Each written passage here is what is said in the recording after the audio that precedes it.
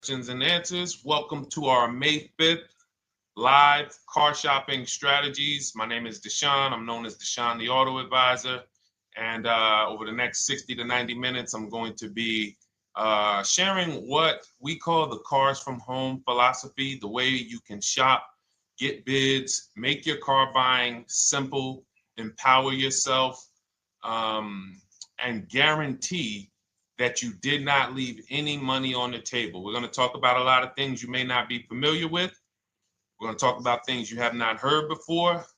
We're going to tear back some mindsets that the car business has programmed in us for their profit. And we're going to tear down those mindsets because they're costing us thousands and they're making the greediest dealers in this country thousands of dollars. And we're going to get rid of that. So this show is sponsored by my new digital book. It's called Cars from Home, 7 Steps to Saving Time, Money, and Avoiding Dealerships. So I wrote that book to give you everything I know, everything I learned at Mercedes-Benz, at General Motors, running my own brokerage, and the hundreds of people, thousands now, that we've helped since 2021 to empower themselves in their car purchases. So part of my welcome offer to you is it's normally $97. You can get it for $24. That's my welcome offer for 30 minutes, anytime during the broadcast. As we go, you can get yours in my TikTok bio, in my Instagram bio, the YouTube comments, and the Facebook comments. It's a 75% off discount as part of my welcome offer for those of you who take action. And you'll have everything we teach here for the rest of your life. And you'll be able to move the same way you're going to hear me move and the way a lot of people I'm going to show you guys are moving. So no questions off limits. Feel free to start typing your questions. We are live on Instagram, TikTok. Hang on. I got Instagram up here. My man Dolan is moderating, so we're going to try to pull in every single one of your questions. Again, this is our May 5th live. We are live. It is Monday, so let's get to the questions. Okay, we got some coming in already on TikTok, Dolan. I see it is what it is. I'm just going to pull that one. I need to do one on shady mechanic shops. You should. If that's your area of expertise, the public needs to know from someone who's an insider what is going on in mechanic shops. I'm sure they get a lot of value.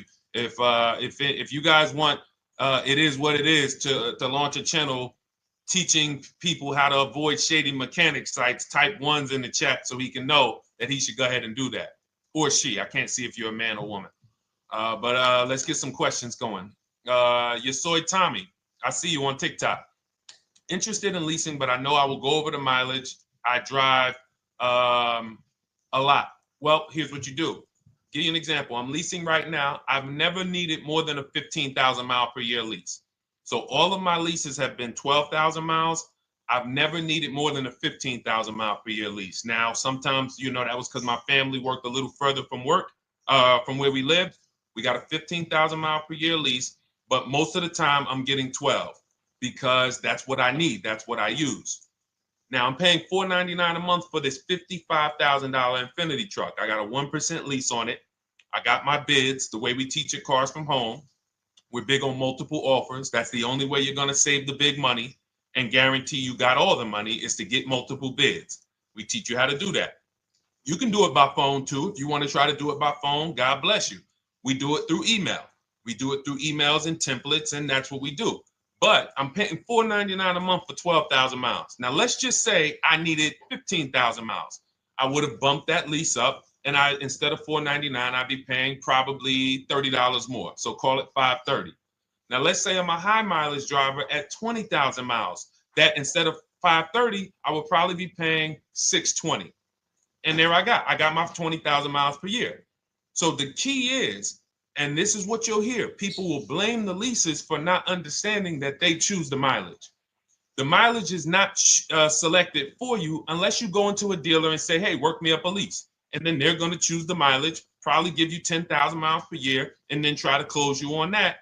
But that's not the way we shop. We're going to shop and we're going to adjust our miles based on what we need. So if I needed 20,000 miles per year, I would probably be paying $620 instead of $499. If I needed 25,000 miles per year, I would probably be paying $680. So I'm just paying, we get what we need and we enjoy our leases. because when we buy these cars and we drive ridiculous miles, we depreciate our cars, we destroy the value, and then we still have a loan on it in a lot of cases for a vehicle that we have destroyed the value in because we put 60,000 miles on it in 3 years. So our loan is moving very slow, but our vehicle's value is dropping through the ground very fast, which is typically how we end up with $15,000, $20,000, $25,000 in negative equity. I used to see it all the time in dealerships, especially when I was in when Uber took off. When Uber took off, year later, 2 years later, 3 years later, we had tons of people coming in with Hondas, coming in with various cars that had 200,000 miles on them, but they still had 3 and 4 year loans left. And, that's just a recipe for disaster. That's a recipe for disaster. So you should not be leasing, though, if you keep your cars 8 years. Some of you familiar with the 8-year rule, you understand. Everyone should not be leasing. I want to make that clear. Some people say, Deshone, you believe everyone should be leasing? No, I don't. If you are not keeping your cars 8 years, then you should be shopping for below market leases. Don't forget those 2 words, below market leases. Because if you're paying what everyone else is paying for their leases, it's not going to make sense. Some of these strategies are not going to make sense. You need to be getting below market leases. And the way we do that is to comparison shop, get multiple offers from dealers, have them compete for our business, and then we get these leases that no one else can get. Great question. So what if I go over 20,000 miles? What do you recommend doing? You choose your mileage wisely. In my book, I have a section called Choosing Your Mileage Wisely. The whole key with leasing is to scope out the mileage you're going to use, and that's what you shop for. If you know you're going to do 25,000 miles that year, you would do 25,000 miles on your lease. But you don't shop this way. We always shop with 12. A problem with leasing is once again, you go into the dealership, you say, work me up a lease. They're going to work you up what they want. They're going to say, hey, put 5,000 down. Who's had that happen? You go and you look for a lease and they tell you how much money you need to put down. Type me if you've had that happen. And again, welcome to everybody. This is our May 5th live. It's Monday, May 5th. Whether you're watching this today or you're watching this later today, because we will be rerunning this for those who couldn't make the show. Tell your friend they can catch it on our channels. But this is our live show. We're live every single Monday through Thursday at 12 noon. So you'll see people who will go and get blessed transition. You've had this happen. This is what you go in. They work you up a lease. Here, you need 3,000 down. Yeah, you need 3,000 plus your taxes and fees. What do you want to do? So that's them customizing our leases. We never want to do this. We want to customize our lease and run it like this, a template. All your leases you get with, ready? 12,000 miles per year. First month's payment only due at signing. That's it. 12,000 miles per year. First month's payment only due at signing. That is how you shop all of your lease offers, because this allows you to now use the 1% rule, which I didn't create. A lot of lease savvy people know about the 1% rule, where your MSRP, I'm going to just show an example of an MSRP, the price on the window sticker. Every lease is going to be brand new, guys, or either close to it. The price on the window sticker is the price we go by, the MSRP, and we're going to divide our monthly payment into the MSRP. And once we get that, the number, that's going to tell us if we got a 1% lease, if we got a 1.5% lease, if we got a 1.8% lease. And what we did was I created the 1.5% rule to know we were overpaying for leases. You don't have value when you lease something over 1.5%. But let's keep it to the point. The point is you're shopping all your leases, first month's payment due at signing, 12,000 miles per year, and then you're using the 1% to 1.5% rule to gauge the value. Once you find your best offer, that's when you go and you say, can you please adjust the mileage down to 10,000 because that's all I need, or up to 15,000 or 18,000.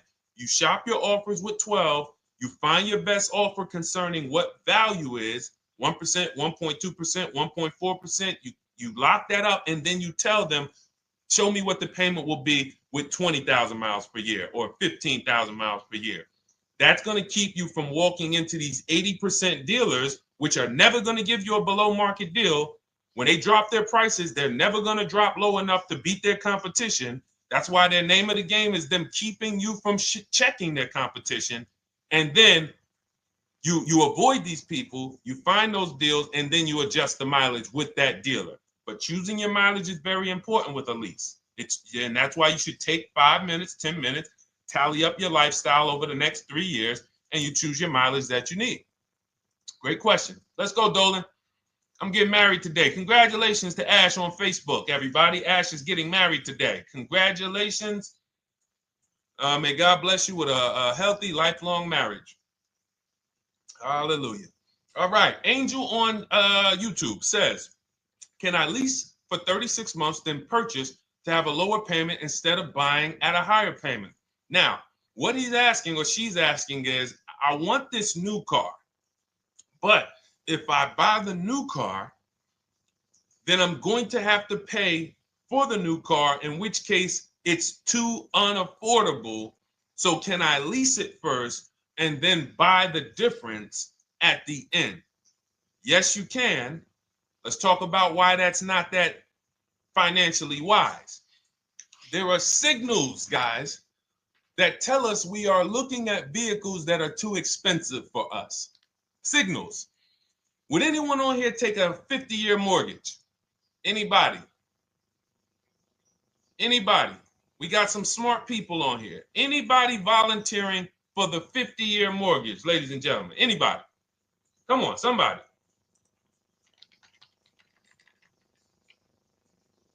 No, why not? Why not? Why is everybody saying no to the 50-year mortgage? Because we know it's ingrained in us that a 50-year mortgage on a house means we can't afford that house, right? Same thing with cars. There's signals. And so when we cannot finance a brand new car and it's affordable, what should we be doing?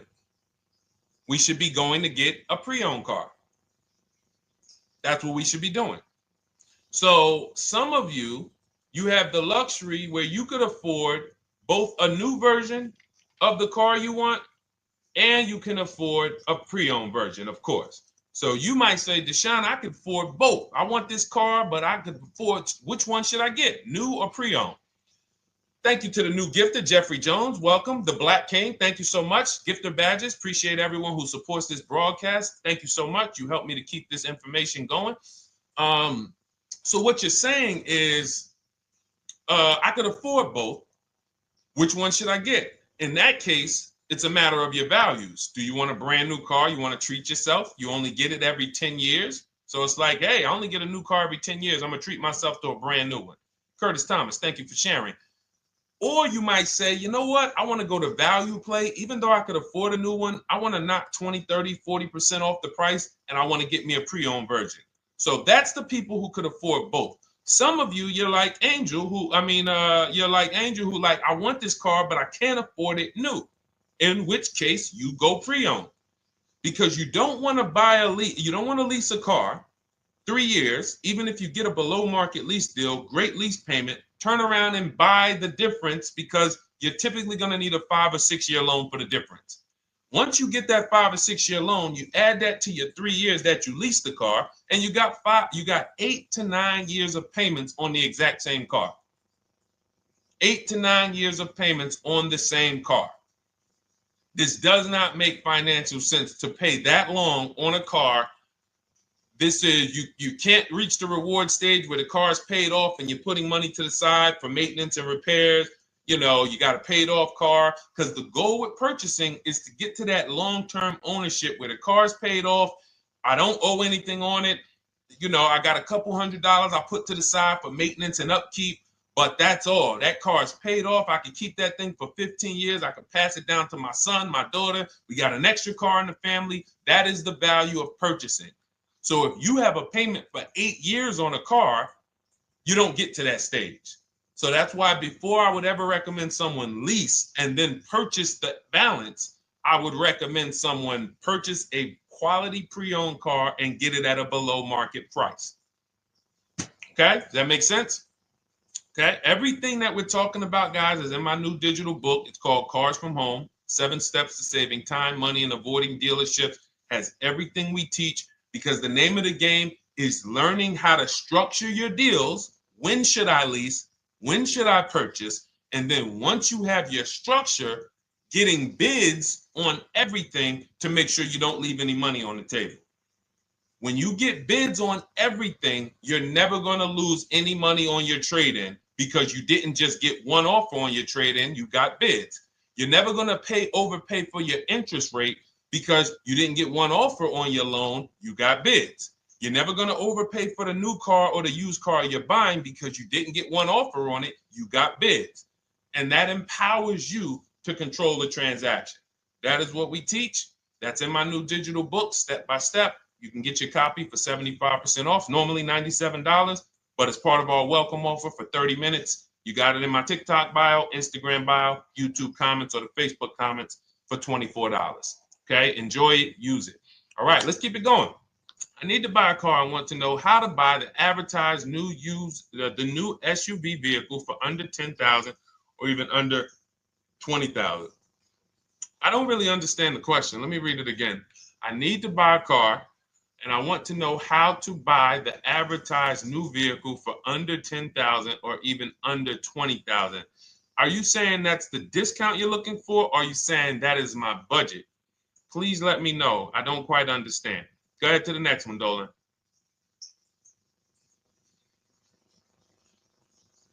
All right. If the Carfax report only has service maintenance, is it okay to purchase? Okay, so all right, this is a great question, guys. This is about used cars. Who's going to be shopping for a used car in the next year? Type the letter U. Type the letter U if you're going to be shopping for a used car in the next year. And for those who just joined, this is our Monday, May 5th, live car shopping strategies.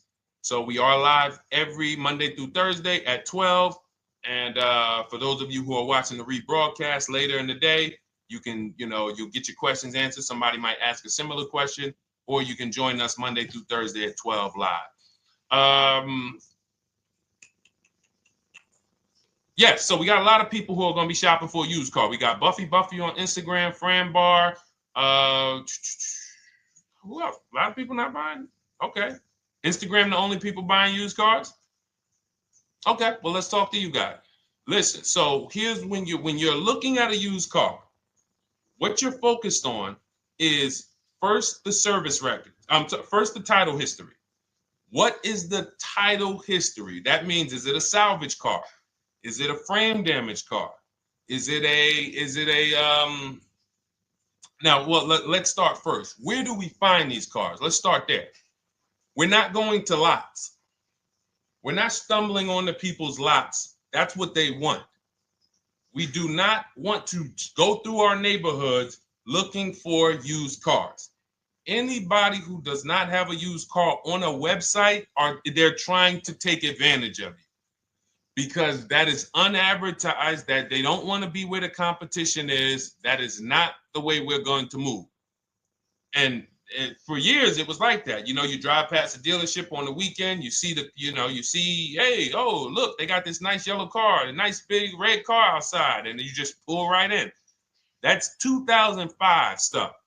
Now, every used car, we need to be able to compare it to the whole market, which means we need to see it on a website, on a marketplace. So we're opening up, this is called my multiple marketplace strategy. We are opening up, and some of you are going to need a pen if you're going to really, or unless you're going to watch the rebroadcast, because I'm running stuff past you that, you're trying to buy a $30,000, $50,000, $100,000 car. We're not talking about how you're going to get a couple things from Amazon and, set up a little home studio for $2,000. We're talking about the second most expensive purchase most of you are going to make. So it's understand that you're going to need to focus in order to get the most out of what we're talking about. So we're going to go to the marketplaces. The marketplaces are Carvana. They sell their own inventory. CarMax, they sell their own used car inventory. Driveway, they sell their own used car inventory. We're going to go to now dealerships. AutoNation, they sell other people's, they sell their own. They buy and they relist it on their website.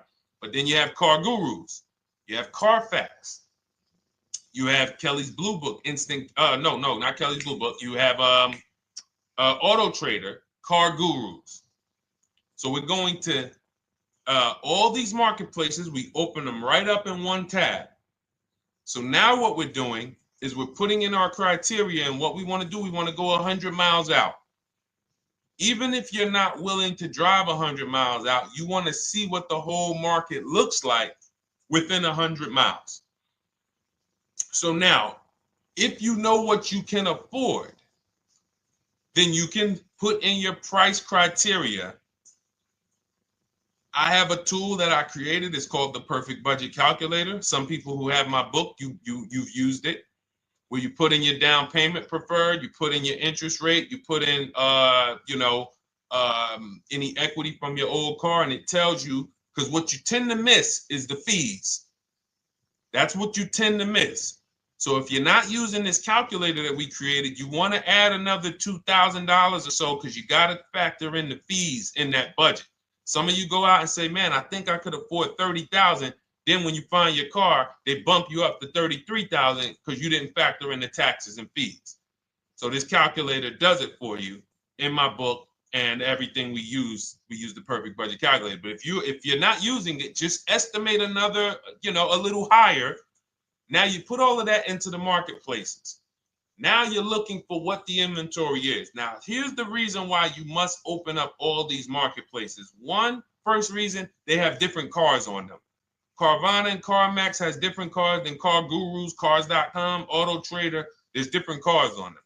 Another reason we need to open it up is because sometimes you'll see one car here on Car Gurus for $31,000, and then you'll see that on Auto Trader, they marked it down $2,000, it's $29,000. And you're like, wait, why the heck is it lower? This is the same car. Well, it could be because this marketplace got the notification first to lower the price, and maybe this one takes a little longer to see that, oh, maybe that takes 24 hours before their updates take effect. So that's why you want to open up all these marketplaces. Now you're narrowing this down first based on your color choices, what options you want, your models, and now we're starting to narrow this thing down. So we're narrowing it down. Now we start to look at the history of these cars. This is the best way to start narrowing down your used car search. Let's now dive into the history. I need the Carfax. Now, some of these websites will give you a free Carfax. Some of them will try to make you buy a Carfax.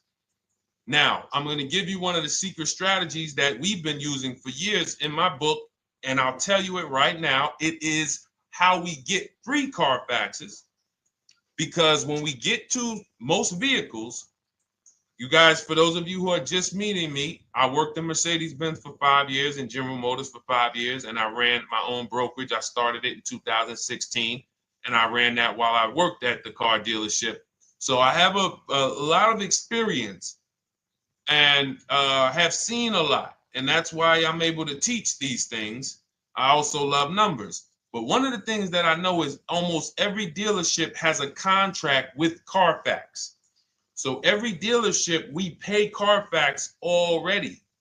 So what we're able to do is when we list our inventory on our websites, we're able to list the Carfax with it. We're able to provide that free of charge. But when we pay Auto Trader or Cars.com or Car Gurus, we are not able to actually push our Carfax to that marketplace. But if you come to our website and you find the vehicle on our website, most times you will find the Carfax for free. That is what we have been doing for years. So that now we have the Carfax, because the Carfax is the only way we can see those service records right now, because we've already narrowed it down based on, first thing we're doing is we're looking at title history, frame damage, salvage title, rebuilt title, total loss. That's the type of vehicle. The next thing we're doing to narrow it down, which is where many of you get in trouble, is you're looking at the service records. Skipping service records, buying used cars without seeing service records is disaster. The biggest indicator on if a vehicle was taken care of is what is on those service records. And if you can't see those service records, then I would not buy the car. Somebody say, oh, I'm changing the oil myself. If you don't have proof that you have changed the oil yourself, I cannot see it. I cannot see that you have maintenance this car, and that's a turnoff for me. Because now when you drive that car a year later, 2 years later, things start happening. You have no one to blame but yourself. Now the regret kicks in. Man, I knew I shouldn't have got this. But chances are, if you find a quality vehicle and you see service records on that previous owner's report, that's going to lead to a quality experience. Okay, so that's pretty much how the initial part of our multiple marketplace strategy. As you can see, we have this to a science. Nothing that we're doing is by chance. Nothing we're doing is on a whim. That is it. But let's go to some more questions. And I think the biggest thing I want everyone to understand so far is that we don't wing anything in this process. There's nothing, everything that I'm teaching you is going to be out of our systems. Now, some of you have different learning styles. So let's address this. Again, welcome to our May 5th, Monday, May 5th live. We're live Monday through Thursdays at 12 noon. And we rebroadcast this for those who couldn't make it. You can share this with your family. Tell them, hey, visit Deshone the Auto Advisor's channel. He did a great show earlier. He answered some questions that everyone had. You can watch the broadcast all through the rest of the day. Now, but we're live every week, but we're live right now. So now the biggest, some of your learning style is different. What we teach is we have the ultimate do-it-yourself guide. This book is rated 5 stars. Thank you to everyone who's rated it on Goodreads. Just pull it up right here. For those of you who are actually on Instagram or YouTube, TikTok, you won't be able to see this right now. But the book is rated 5 stars. We appreciate you. And this is the ultimate do-it-yourself guide, whether you're new cars, used cars, leases, bad credit, how to make banks bid for your financing, high mileage driving. It's all in there, step by step. And it's a digital book, so you don't have to wait for it. As soon as you get and hopefully you get there before the 30 minutes, so you get your copy for the $24 instead of the $97. That's our welcome offer. But that's your do-it-yourself guide. Some of you, you're a do-it-with-you person, and that's Shop with Deshone. You like videos instead of reading. You want coaching. You want support. You want a community. We have 1,600 people in our Facebook group. That's our Shop with Deshone. We've had 2,200, almost 2,300 people come before you. When you see me share people like Zafrina and like Melissa and Sheree, Ken, all of these people who are, they're showing their car deals that they got. Look, took me about 30 days. He went through, past Friday, locked down 2 vehicles, 2 Yukon 2025. Said he dropped he said, look, sold the BMW. They dropped the price down to 70 grand. So they took off like 5,200 for him. These are all people who are in the Shop with Deshone. Their learning style is they prefer videos. They prefer, coaching with me. But again, it's the same information. So I want to be clear. It's just your learning style. So if you are like Deshone, give me the blueprint and I will run this thing. That you're going to be like the people who send, like Marie. Marie just wanted to let you know she got our book. Using the book, I saved over $13,000 off MSRP. Now, here's where the feelings get hurt. And this is not my intention. But some of you have these same vehicles that you're going to see me sharing that our people get.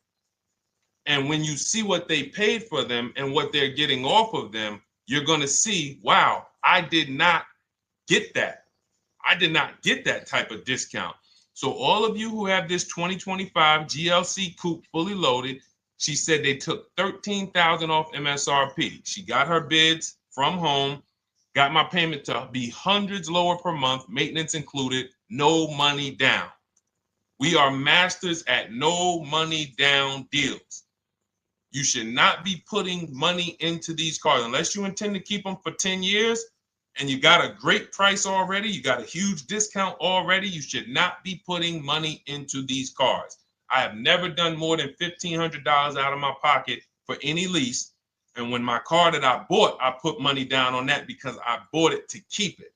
But everything else, we are shopping with no money down. So you're going to see that a lot. So again, depending on your learning style, you can head to my bios and to the comment sections, open the Cars from Home Toolkit, Shop with Deshone might be right for you.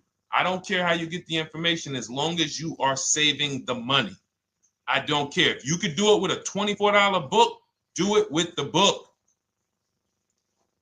I would rather you say, man, this guy Deshone helped me. I bought his book. I got it on the sale because he did the welcome offer for $24. And man, I done got 4, 5, 6 cars using this thing. And all I paid was $24. Congratulations. I will celebrate that. I wish that for everyone, but that's not everyone's learning style. So, okay, Dolan, let's keep it going. I'm sure we got a lot more questions coming in. Molly from Facebook, great to see you. Needed to be here. Well, I'm glad. I just ordered a new vehicle last week, expected to arrive in 3 months. I need a breakdown of how to get out if the options they want, get out of the options they want to the MSRP. Well, first of all, what you want to do is you want to get bids now. You do not want to wait. Those of you, she's ordered a car. She's scheduled to be here in 3 months, and she has not locked in her pricing. Now, the reason when we order a car, we are always getting our bids first because the closer your car comes to arrival, the less leverage you have. They know once that car comes in there, she's been waiting for 3 months. She is not going to want to walk away from this car. She is not going to want to do this all over again. And they're going to probably take a shot and say, or if you look for a discount at that point, you probably are going to be like, no, I'm sorry, we can't give it to you. So what we're going to do is we have to now send that request out. Now, there's 2 ways for you guys to do this, whether you're leasing or purchasing new cars. 2 ways for you to do this. You can do it your way, which is calling around. Calling around, not going into dealers, calling around, ask for sales managers, try to get yourself at least 5 offers. Because the only way you're going to see how overpriced the offers are is to actually get multiple offers. So I'll give you an example. I'm showing you guys on the screen what a market report looks like. So we also have a division. We shop for people's new cars and their leases if they have good credit. So when you see, oh, I tried to pull it up. It's not loading. So what you're going to see, and some of you who've used our stuff, you can testify to this.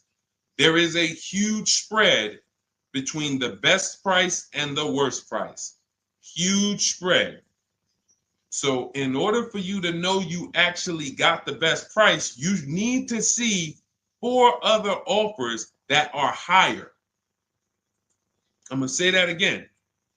Thank you to all the gifters on TikTok. Thank you, Jeffrey Jones. Appreciate it. You need to see other offers that are higher. So let's go back to my car. This dealer who won the bid for my Infinity truck saved me over $8,000. Now, he said to me when I was making the deal with him, he said he knew that I was not going to find a better offer because he had used a special coupon he had to apply towards the deal. He needed the deal that month, and that's why he won the bid.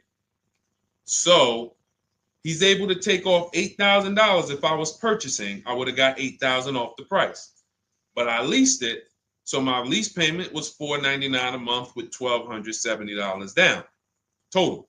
And $1,270, $499 of that was my first payment. So every other offer that I got, $560, $605, $640, $700, $750. That's how you know you did it right. If you don't have a bunch of the 80%, we call them. This is the 80%. Some of you have heard me say we don't negotiate with dealers with fake fees. It's a losing battle because even when they take off all the fees, they're still super high. I'm going back and forth by email. So if you're using what we teach, you're taking minutes out of your day. You're going back and forth with email. We close deals in 60 to 90 minutes. I'm not inviting anyone to car college. 60 to 90 minutes of emails back and forth. Next thing you know, we're closing a deal. But you're going to see, even after back and forth and telling the dealers through email, you can do it by phone. Hey, I'm shopping other dealers. Please make me your best offer. I have all the templates written. So when you're using our stuff, you don't even have to wonder what you're going to say. You just copy and paste our template. But even after that, you're going to see, wait, these people are still giving me super high prices, even though I told them I'm shopping, even though I told them I'm serious, I could buy the car right now, even though I gave them every single thing I need to give them to get an offer, they're still $150 a month higher than my best offer. That's going to prove to you that they are the 80%. They are not coming down. When they say this is our best deal to their customers walking inside, they're not lying. It is their best deal. It is not the best deal. It is their best deal. Their competition's best deal will blow their best deal away. And the only way you do that is by getting bids. So that's what you need to do, Molly. Take exactly what you're looking for. If you want to call around, call some sales managers and say, hey, listen, this is what I'm looking for. I put in an order, but I'm not dead set on the price yet. Haven't really gotten, I want someone to lock in a price for me. And hopefully you're purchasing, because if you're leasing, it's tough, because once that lease comes in, you do not know what the lease program is going to be. So if the lease program is bad, then you could find yourself jammed up. Now, here's what we try to do to prevent that. It's not always possible. Here's what we try to do. Once you have found the best dealer who's won the bid, now what you're going to do is say, based on this price that you're selling me the car for, can you give me a lease estimate now? So let's say I'm ordering this Infiniti. I shop around, I find a dealer who says, all right, Deshone, I'll place the order. I'll take $6,000 off list price for you if you do the business with me. Perfect. Can you give me a lease quote based on that now? I know this is not the vehicle. My vehicle's coming, but can I get some type of an estimate of what it would be? And then I look at that, and if it's affordable, now I place my order. But I'm not placing an order for a lease blind, not knowing what my payment's going to be when that car gets here. Okay? Does that make sense? I know I may be typing. This is heavy. That's why I told you guys, when you're here with us in car buying, below market car buying strategies, this is like short 60 to 90 minute master classes. This is not lives where I'm showing you how to make macaroni and cheese and turkey and like, okay, yeah, you got your music playing in the background. Hey, listen, all right, what I need? Oh, hand me the Sazon. No, you could do multiple things. This is heavy finance talk for 60 to 90 minutes, and it will change your life. And I just saw my girl, Lisa. Lisa, good to see you. Lisa's been, she's been learning from us and rocking with Cars from Home. Let me see. I'm glad you clarified, even if no money down on the lease, you still really have to give them the first month's amount. Yes, I don't know what I'm going to do yet, buy or lease. No matter, I'm learning lots and sharing with my peeps. Thank you, Lisa. Thank you. Now, technically, you don't have to give them the first month's payment either. What I do is our templates all involve shopping, first month payment due at signing. But if I wanted to, so let's say, for example, on this $499 a month lease I got on the Infiniti, and I'll actually will add this because I'm glad you said that. The lease that's your first month's payment, so it's not considered money down. It's considered your first month's payment because you're leasing, you're paying 36 months or 39 months. We don't do 4-year leases. We don't even do 3.5-year leases in most cases. We're not doing it. It's 36 months, 39 months. And if they have a really, really good program for 2 years, they will tell us about it. But we shop for 36 months. But you can tell that if I wanted to tell them, you know what, I want to do a straight sign and drive. I don't even want to give you the $499 for the first payment, which means you're asking them to pay the first payment, then it would have just been $500 going back into the cap cost, which would raise the payment probably with interest and taxes, maybe 15, 17 bucks, something like that. So if I truly wanted to bring nothing to the table, I can just have them to, cap the first month's payment. You can do that. You can do that. So you can ask any questions. I know you're in our Facebook group, and so you let us know. But the 8-year rule is your basis for leasing versus buying. The 8-year rule, when you guys open up my book, you'll hear me talk about this. I'm going to make a whole lot more videos about the 8-year rule because it is the parameters for how to know whether to lease or buy. It takes into account how drastic cars depreciate. They lose value like crazy. All the losses are in the first 5 to 7 years, and you don't win until you've kept the car at least 8 years, compared to someone who's getting a below market lease. So let's take an example. You look at somebody like, Brian. Brian got my book. Just finalized my first ever lease using your system. 2025 HRV Sport all-wheel drive, $30,000, $505 MSRP. So this is a $31,000 vehicle almost, and he got it for $395 a month, which is a 1.2% lease, no money down.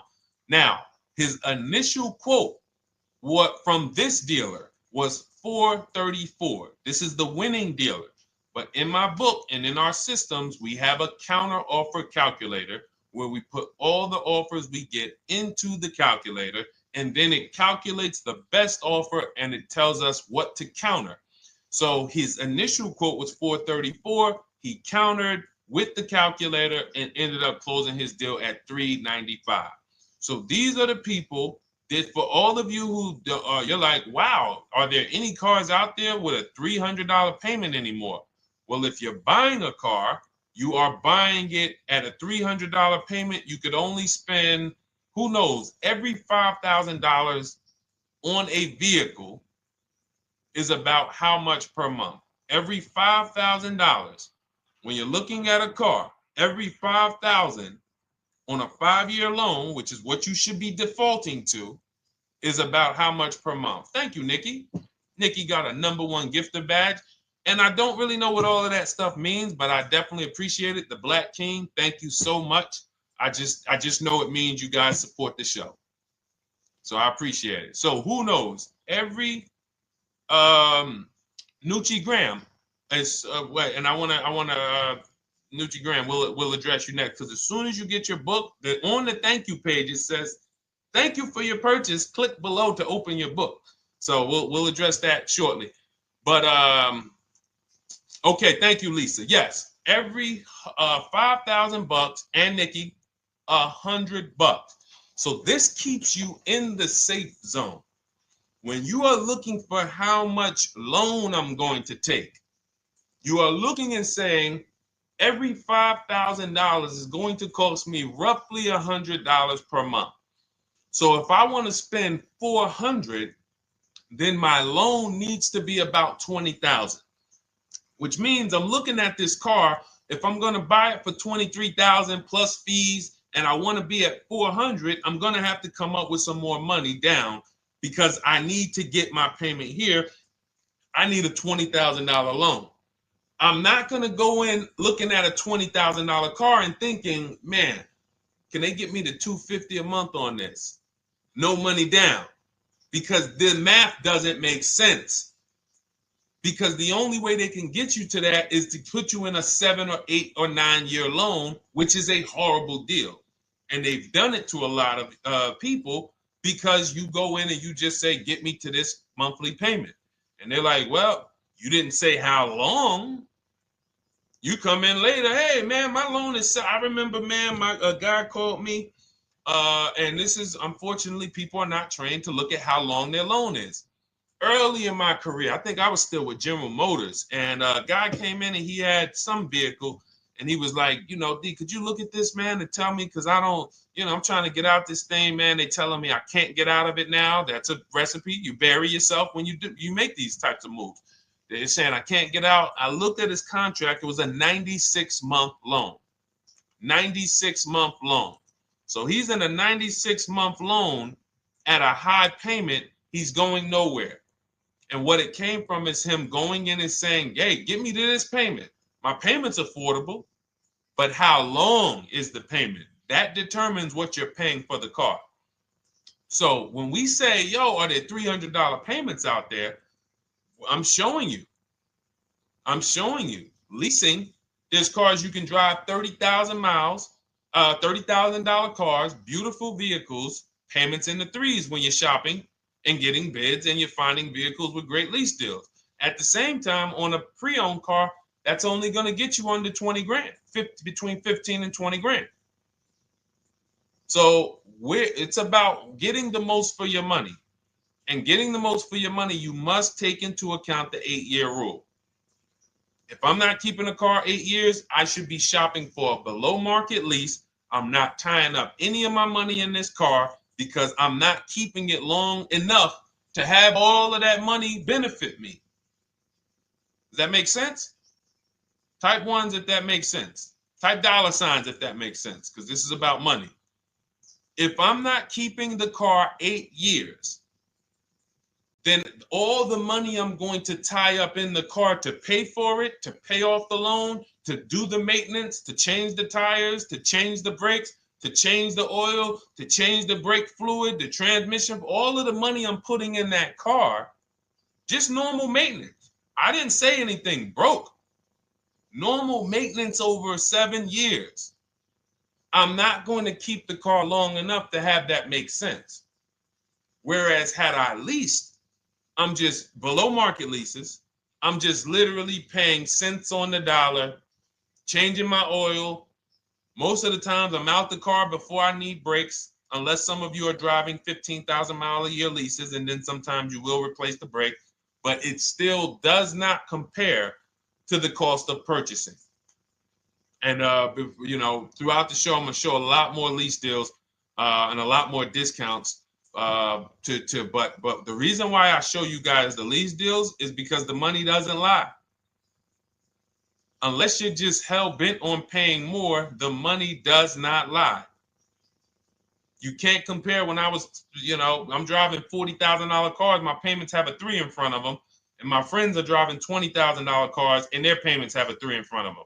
And those cars are used, need maintenance, you know, warranties done ran out after 4 years. I'm over here driving brand new cars, problem free, and they're paying the same amount or more than me, and they're driving inferior products. And then once they really get tired of the car, they go ahead and they trade it in and they start the process all over again. So it's bad financial advice that the car business never trained on, and they just love for people to be ignorant. But we're not going to be ignorant here. All right, Dolan, let's keep it going. By the way, all of you who just joined, this is our Monday, May 5th live. We are live every Monday through Thursday at noon. So for those of you who may be watching the rebroadcast, we rebroadcast the show all through the day. So for those who missed the show, you can either, you know, or some of you want to tell your friends, oh, hey, you're shopping for a car, go watch this show. And we'll rebroadcast this show all through the day. And we rebroadcast all the episodes through the weekend. So for those of you who didn't have time, you're like, man, I want to catch up on all the shows, all the questions that were asked. We'll rebroadcast those through the weekend. But we are live every Monday through Thursday between 12 and usually 1:30. You can have your friends and family tap in. You can bring your questions, and we try to get to as many as we can. All right, Dolan, let's keep it moving. Let's get to some more. What are the companies for loans? Well, there's a lot of them. First thing you want to do is, so we teach something called the bank bidding war. This is a question, because here's my question to you guys. Where do you get your car loans from? Here's my question to you. And I'm going to tell you how we should change the answer, because I know what some of your answers are going to be. Where do you get your car loan from? Some of you are going to say my bank. Some of you are going to say the credit union.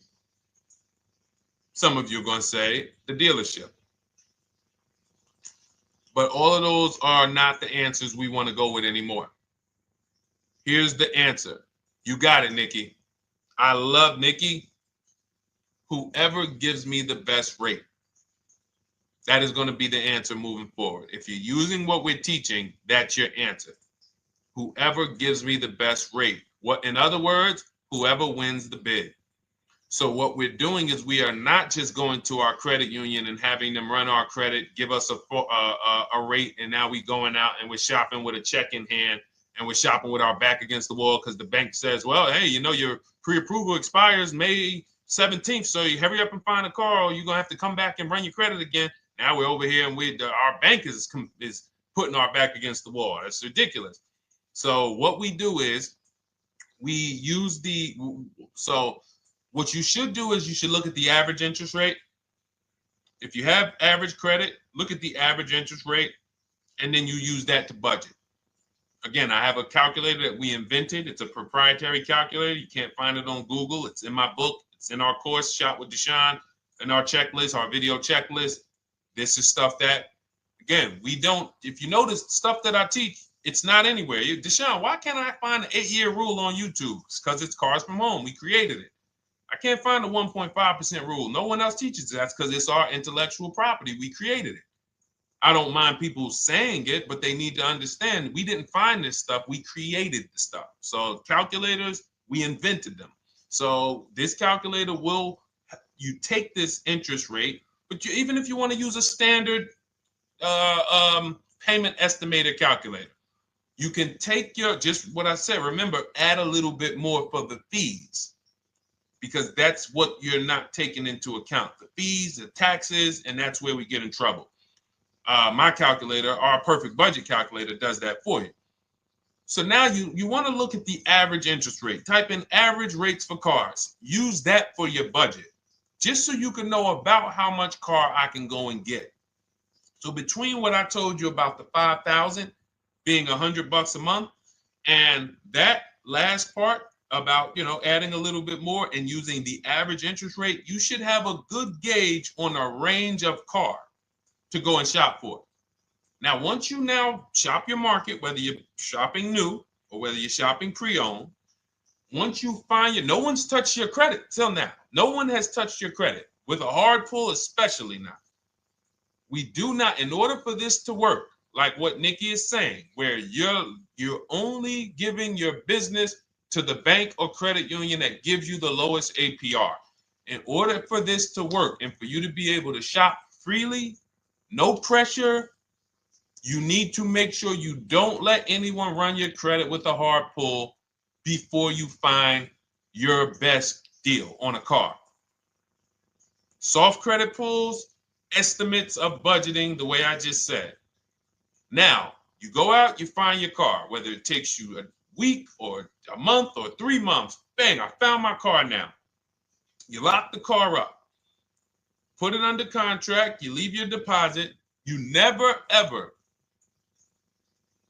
How soon when you get a car does the dealership want you to take it? I like asking questions like this because we can prove how predictable most of the car business is. How soon after you purchase a car does the dealership want you to take it?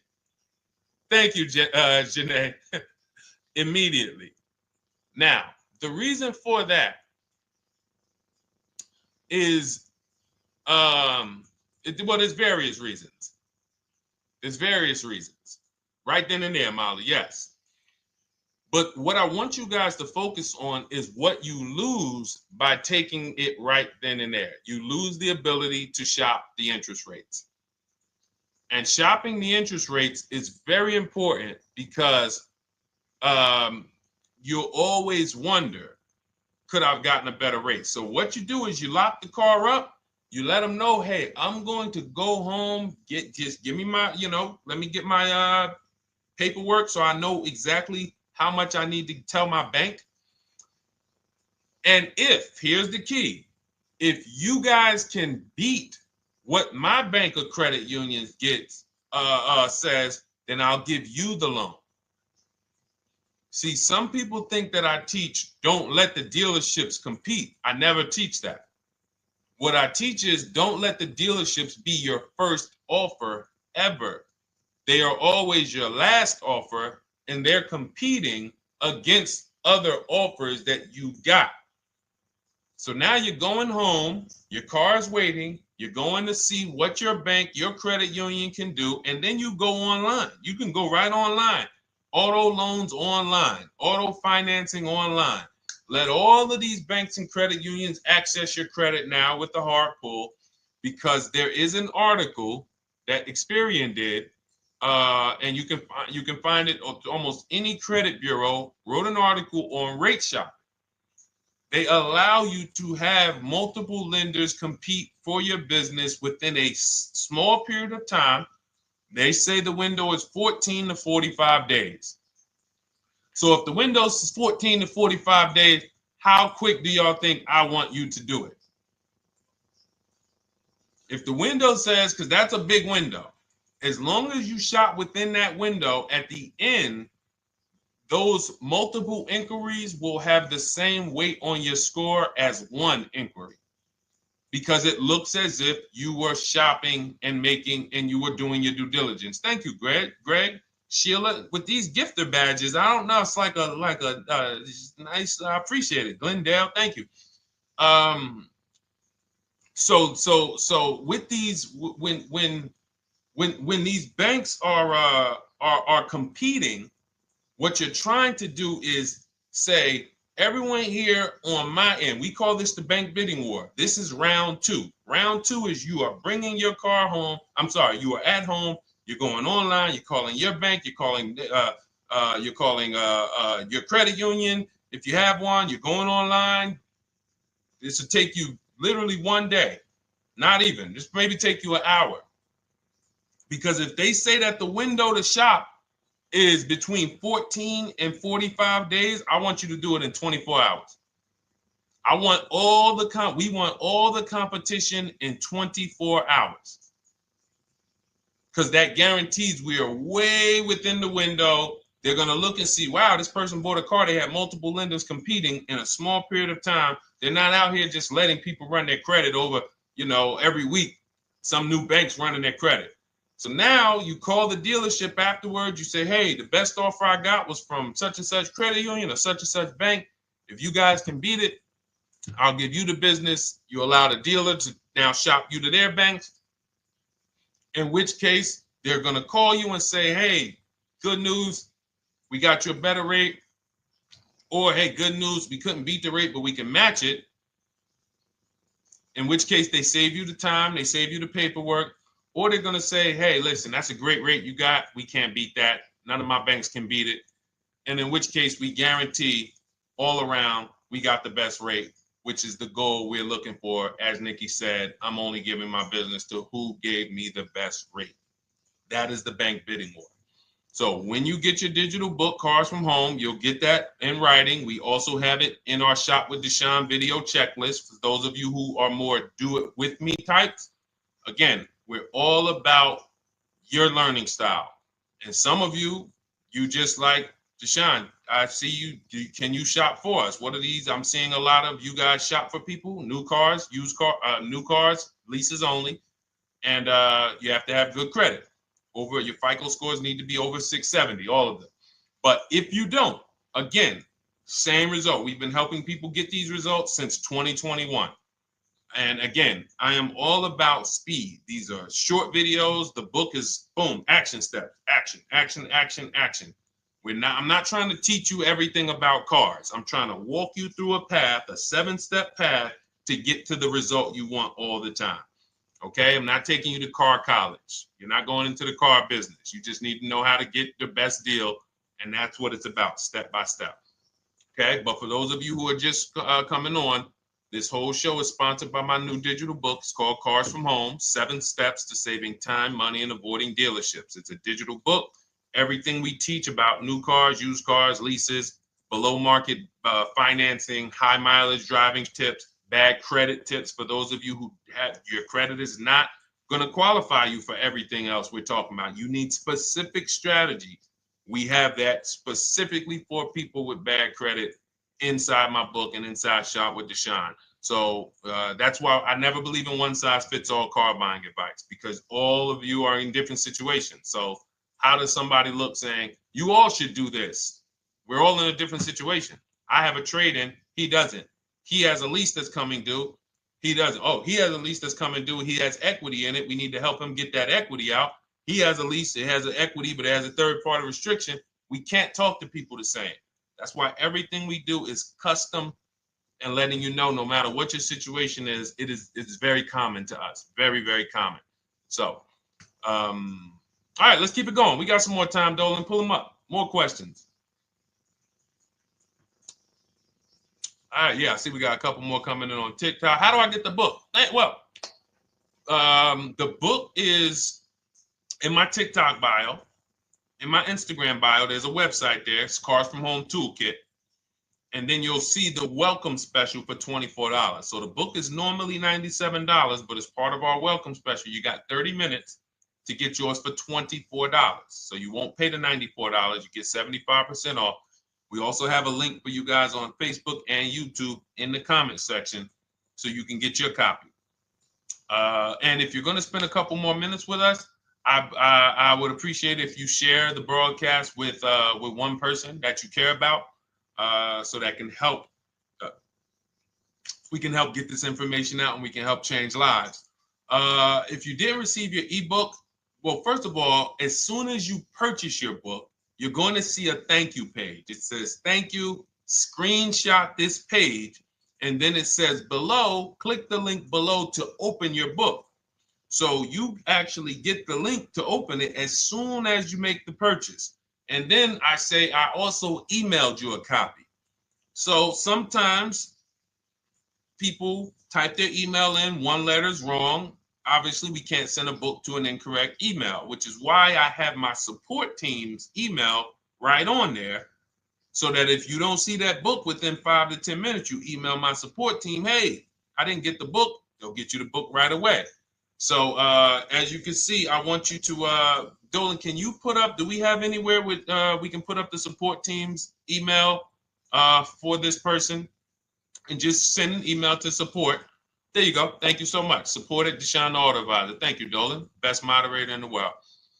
All right, so shoot them an email. Just let them know. Give them your first and last name, and they'll check the record, make sure that we have a purchase from you, and they'll send you your book right away, so you can dig right into it. Okay? All right, let's keep it. We work with clients all around the country. What I'll start doing, I wanted to bring some on here today, but I can't load them up. The system is showing an error.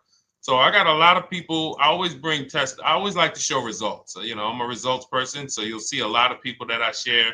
Brian, who has our book, and, you know, his lease, Marie with her $13,000 off. All of these people made deals from home. They were not in a dealership negotiating this. You got, look, Frank, I bought your book, used your system, and just closed my deal and have positive results to report.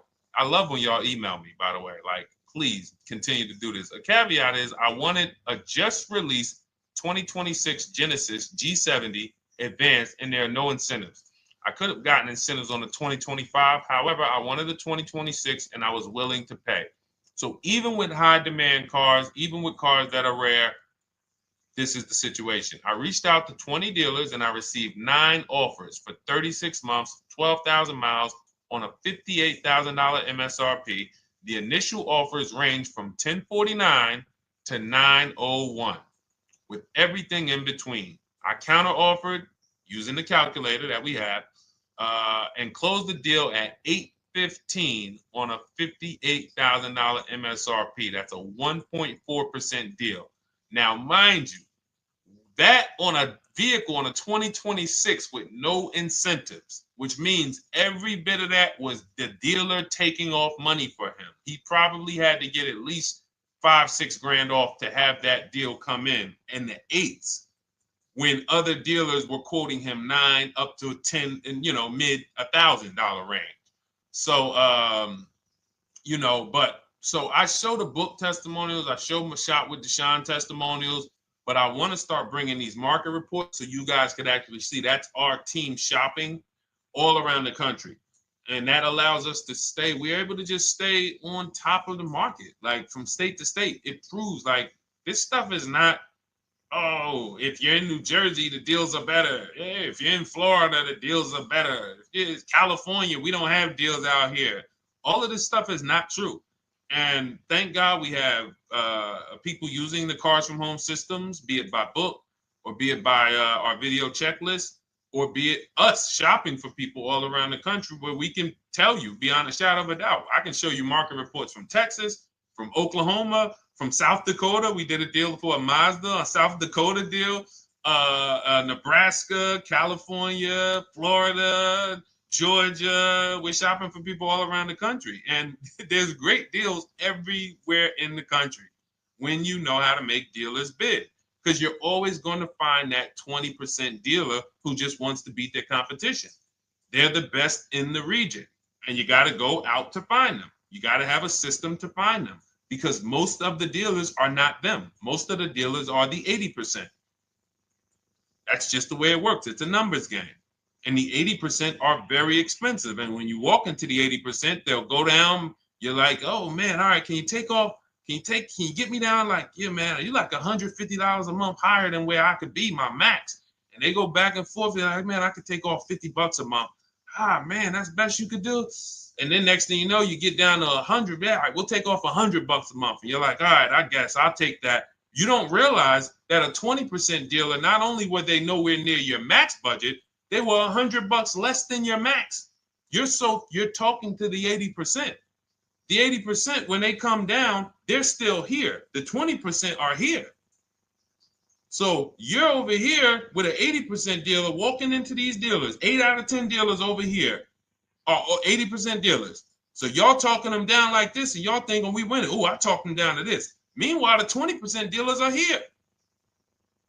20% dealers will launch a bid.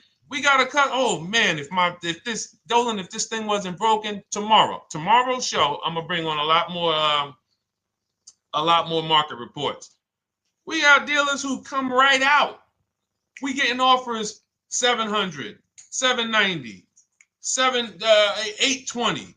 Dealer come right out 650. Boom, blow everybody away.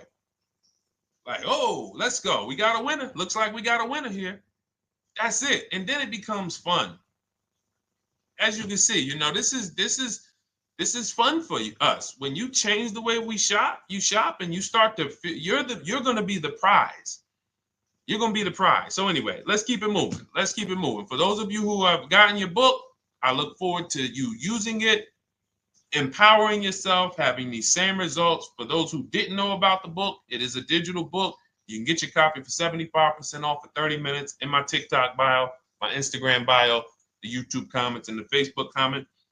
And for those of you who've been on and you still don't quite trust us, you want to get started with maybe some free advice, go grab our cheat sheets.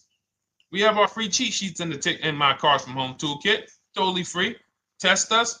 Look at the cheat sheets, look at the strategies, look at the emails I'm going to send, guiding. Like I don't play around. So if you want to just say, test out, let me hear some free advice, start with our cheat sheets. All right. Yes, I'd actually answered that when I read that comment, Dolan, on TikTok about do we work with clients in New Jersey and New York? Well, yes. When it comes to shopping done for you, if you open the Cars from Home toolkit and you're like, Deshone, I just want to relax at home. You guys go shop the market for me. If you have good credit, FICO scores over 670, and you have and you're shopping for a new car or a lease, you can book a call with us and we can see if we can help you. Book a 10-minute call. It's free. And we can see if we can help you. Is it best to lease a car if you're currently underwater? Ooh, if I was underwater right now, let's just say I have 15,000 negative equity. I made a bad deal during the pandemic. I'm upside down and I'm like, man, I got to get out of this car. But and first of all, I know I should be leasing because now we know the 8-year rule. The 8-year rule says if we're not buying our cars to keep them at least 8 years, we should be shopping for below market leases. We're going to pay a lot less money. Below market leases, not normal leases. Very important. So what I'm going to do is I'm going to actually right now look for an electric vehicle that I could lease because some electric vehicles right now, we're getting under 1%. We're getting 0.88% leases. We're getting 0.79% leases, because if you do your bidding, you're going to see. Now, again, if you want to call around for your multiple offers, you can do that. I'd rather you call around than to do what you've been doing. I'd rather you, with your new cars and your leases, call around before you walk. That's better than what you've been doing. But if you're like, Deshone, I don't want to talk. I don't want to wonder what I'm going to say. I just want to copy and paste. That's the Cars from Home way. Either way, you get your 5 offers, and you're going to see now, my best offer on this $40,000 electric car might be $320 a month. So I'm now driving a $40,000 car. If I didn't have my negative equity, then I would be driving it for $320. But now I got to bring this negative equity over. Now, the reason why you want to look at these electric cars for this is because if you try to bring a bunch of negative equity over, what ends up happening is you're now messing up the loan to value ratios, and the bank won't approve it. So you might go in and look at a $40,000 car, and now you bring this 15 grand of negative equity, and the bank is saying, we're not going to loan $55,000 on a $40,000 car. We're not doing that. So that's when they'll say, some of you may have heard this before, you have to put money down.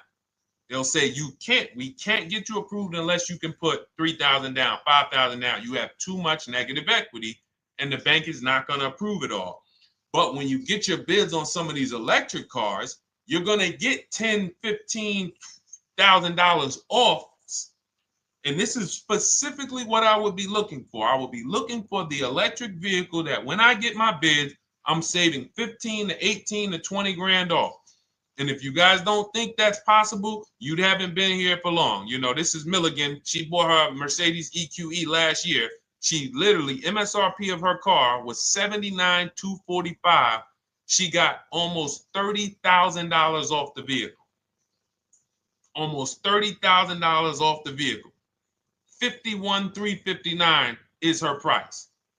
$79,000 vehicle. She got it after rebates, after discounts, after everything. $51,359. So you take a vehicle that you can get a huge amount of money off, then you bring your negative equity over. So now that payment goes from $320. Yes, it might go up to $575 or $600 even. But I know I'm in a nice car now. I'm in a brand new car, and after 3 years, I'm done with that negative equity. So that's what I would be doing. And if God forbid the car gets totaled while you're driving, you're out of the negative equity in a lease. So if I rolled that negative equity, 15 grand over to this car, now I'm driving it. Boom. All right, I got this electric car. I'm out of the negative equity. I got a good value. I'm in a $40,000 car. My payment is affordable. Now I'm driving. Oh, shoot, car gets totaled. I'm out. I can go get me another car now. I can go and get the same exact car, but I can get it for $320 now. So, you know, that actually is the reason why people commit insurance fraud and total their cars or get them stolen intentionally. But no, that's just something to keep in mind. Something to keep in mind. Because most of you, when you start leasing, you're going to see that was my reason for negative equity. That was my reason I kept having negative equity, is because I wasn't leasing. And that was the reason I was paying more money for cars than I should have, because I wasn't leasing. And again, the key is getting below market leases. You walk into a dealership and say, work me up a lease, you're not going to have these payments that, you know, we're talking about here. It has to be below market leases. That comes through multiple offers. Only way. All right, let's keep it going. A lot more questions. No gap then. Is that your first time leasing? Well, no, we'll get to that. I see it's a little conversation happening on TikTok over here. By the way, everyone, this is our Monday, May 5th live. We're live Monday through Thursday. Tell your friends, please. I would love for those of you who are going to keep joining us to see some friends tomorrow, family members tomorrow, co-workers. When you are at work, when you're talking to people, if they say they're car shopping, I would love for you to invite them to our live shows Monday through Thursday at 12. And if they couldn't make the show, we will rebroadcast each episode for the rest of the day. So after today, after we end the show, if you guys want to refresh on some things or you want to whatever, you want to send people, we will rebroadcast this episode for the rest of the day. And then on the weekends, we put together a weekly compilation. We broadcast them all just for the people who couldn't make the live shows. But every Monday through Thursday, we are here. And yes, happy Cinco de Mayo to you too, Nikki, and to everyone who celebrates. All right, what do you think about waiting till December month, mid-month to buy a vehicle? I do not. Dealers need cars to sell before that. It's a myth. All right, we're going to dispel a myth, okay? When have we been taught that the best time to buy a car is? Thank you to everyone running up the likes on TikTok. We're at 3,400 likes. Every time you hear something you like, you double tap the screen. That makes a big difference. It sends a message to TikTok that we're doing something good over here. Okay, end of the month. Yes, sweet now. End of the month. So we're gonna peel, like I told you guys when we started the broadcast, right? We are gonna, yes, Molly, last day of the month, right? So this is what we have been taught. Last day of the month, come on in. That's where your deals are, right? Let's look at this logically. As a former car salesperson, the times where where I saw the dealer or myself being the most desperate was the times where we did not have a lot of customers. Sometimes you look up, it's the 10th of the month. They call us into a sales meeting. They say, hey, guys, we got to sell 200 new cars this month. We are only at 40. We are way behind. We are tracking way behind. Call anyone you know who's a real customer. We are entertaining every reasonable offer. Now, you've been taught there's a group of people that we know are coming at the end of the month. There's a group of people that we know that last weekend they're going to rush. But there's no desperation there from us because we know they're coming. So we look and say, I'm much more desperate at various times throughout the month than I will be at the end of the month. Because think about it. Every time you go into the dealership at the end of the month, is it dead or busy? You go into the dealership most of the time at the end of the month, is it dead or busy?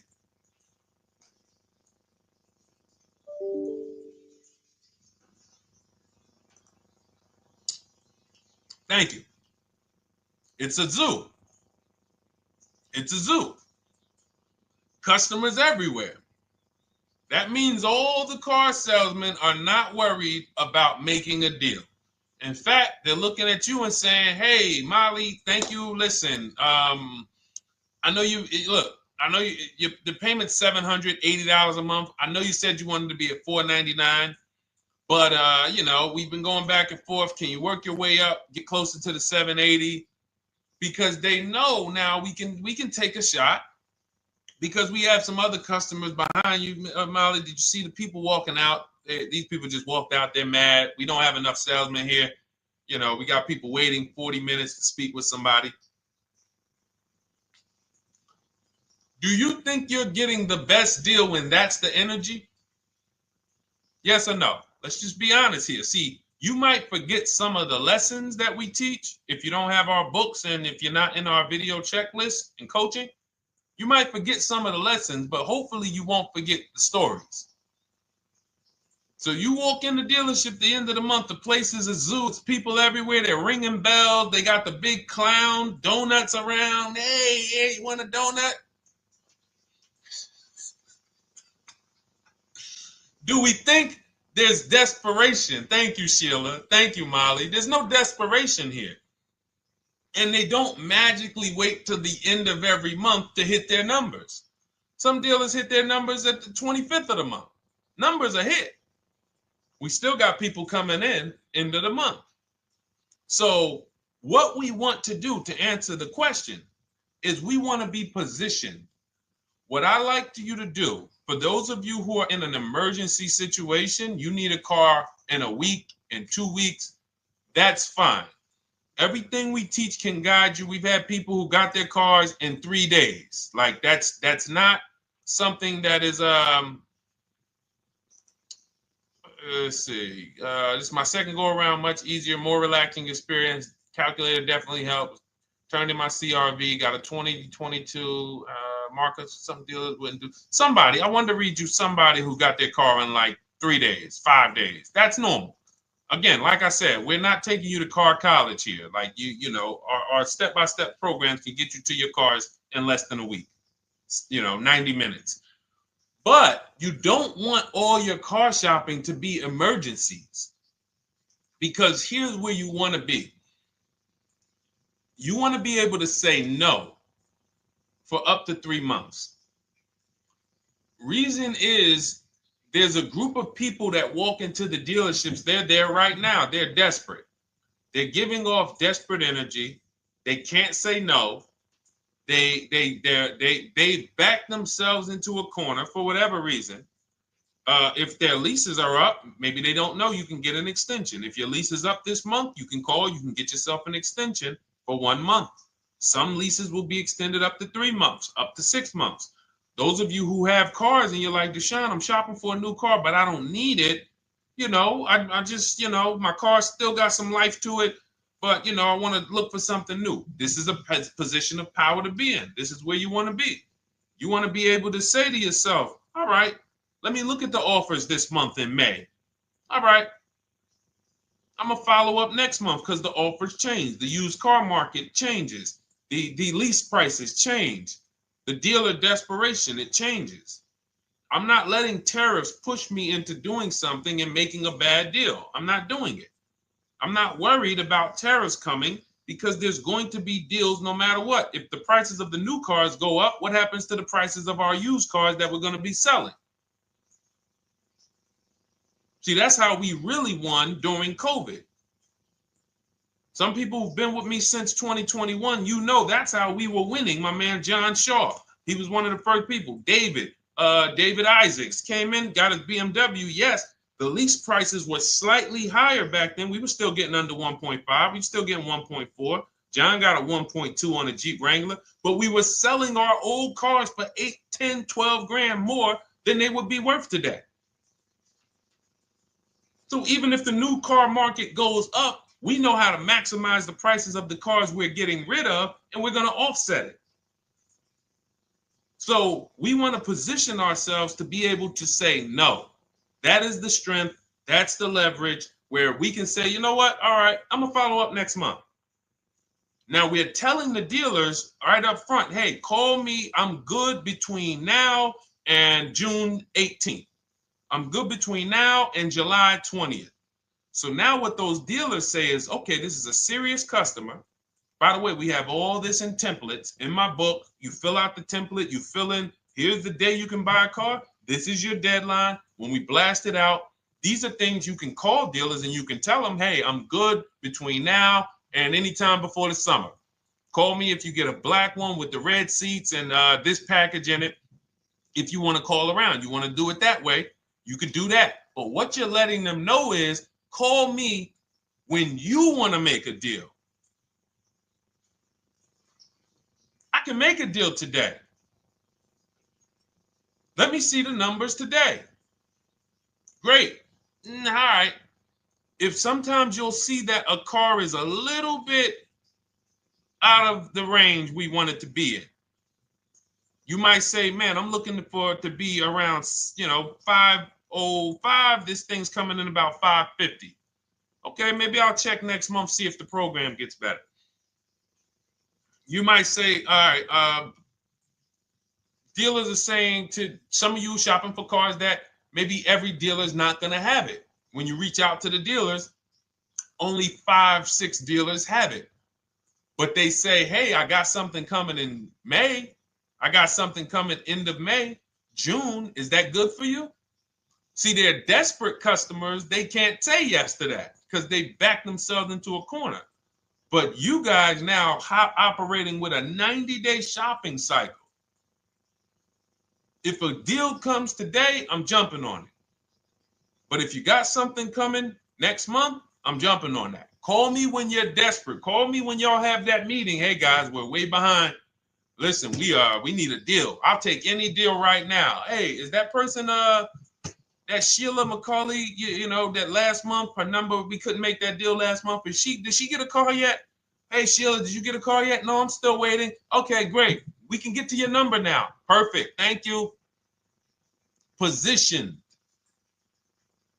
So we want you to be positioned when you use what we teach, whether it's the Cars from Home digital book, whether it's the Shop with Deshone. For those of you who are like, Deshone, let's do this together. I want the checklist videos. I want coaching. I want to be able to pop into the Facebook group, ask around. We can't give you that for $24. No author can give you the support. I got tons of books. Dare to Be a Man, In His Steps, Tony Robbins' book. None of these authors can give me support for the price I paid for their book. That just can't happen. But some of you are like, you know what? This is a big investment. I want to make sure I have access to, you know, systems for life. That's the Shop with Deshone done for you video checklist. And then you got coaching direct with me in our Zoom calls every first and third Wednesday. Twice a month we do. And then we got our private Facebook group with 1,600 people. And then some of them are sharp as me. I'm telling you, let's look at, you know, y'all know I brag about Rosalie. If you like Rosalie, if girl got 4 cars in within a year, you know. Her first car was the Infinity. She got her Infinity truck. And I was sharing her a lot last year when she got her Infinity QX60, but she recently shared that she got 3 vehicles. And hold on, where is she at? I just had her up. So this is the people that's in the group. Like, look, 3 vehicles. Big shout out to Deshone the Auto Advisor for making these incredible deals happen. 3 new leases for my sons with only first month's payment down. She got a Nissan Rogue, almost $37,000 vehicle, $399 a month, no money down. Mazda CX-30 Sport, $28,000 vehicle, $28,300, $339 a month. That's a 1.2% lease. And she got a Mazda CX-50 Premium Plus, $40,400 vehicle, $420 a month. 2 1% leases and a 1.2% lease. And the cherry on top, she says, I sold 2 leases. Some of you don't even know you could sell a lease. She said, I sold 2 leases. She had equity. Now, not every lease has equity. But if 8 out of 10 leases don't have equity, then 2 out of 10 do. So if you've just been dropping your leases off at the dealership, hey, here's my old lease. Let me get the new one. Hey, here's my old lease. And you have not assessed the equity. Could there be equity in it? Imagine how much money you've left on the table. Imagine how much, wow, I didn't even know you could sell leases. She sold 2 leases, 2 2021 Elantras, walked away with $6,737 in equity. Deshone, I could not have done this without you. Your program is a game changer. So this is what we want. We want empowered car shoppers. We want people who are not intimidated. I don't care what this market does, whether I need a new car, used car, whether I got bad credit, whether I'm a high mileage driver, it does not matter. We have strategies to make sure you are going to win in this market or any market. Does not matter. Okay? So, for those of you who don't know, the whole show was sponsored by my new digital book. It's called Cars from Home, 7 Steps to Saving Time, Money, and Avoiding Dealerships. It's 5-star rated. Thank you to everyone who's rated it, reviewed it. It has everything we teach in a step-by-step format. It's normally $97, but as part of our welcome offer, you can get yours for $24 in my TikTok bio, in my Instagram bio. Click that website. It's the carsfromhometoolkit.com. Or we have a link for you guys in the YouTube comments, in the Facebook comments, and you just click the $24 welcome offer, good for 30 minutes. And for those of you who have different learning styles, or if you just want some free advice, we have some links in there for you as well. Whether you are a do-it-yourself type, whether you are do-it-with-me type Deshone, or whether Deshone, I think I qualify for that done-for-you shopping, where I can relax at home and you guys go do that work. Or like I said, you want the free advice, just start with our cheat sheets and you can go from there. Whatever is right for you, you get it done. We just want to move you from anxiety, from, oh, I don't know what to say, from watching people online who call dealers and negotiate. Hey, take off $5,000 so I can have a viral video. And now you're talking to an 80% dealer. So the 80% dealer has the $5,000 to take off. So you look like, hey, yeah, see, I just got them to take off $5,000.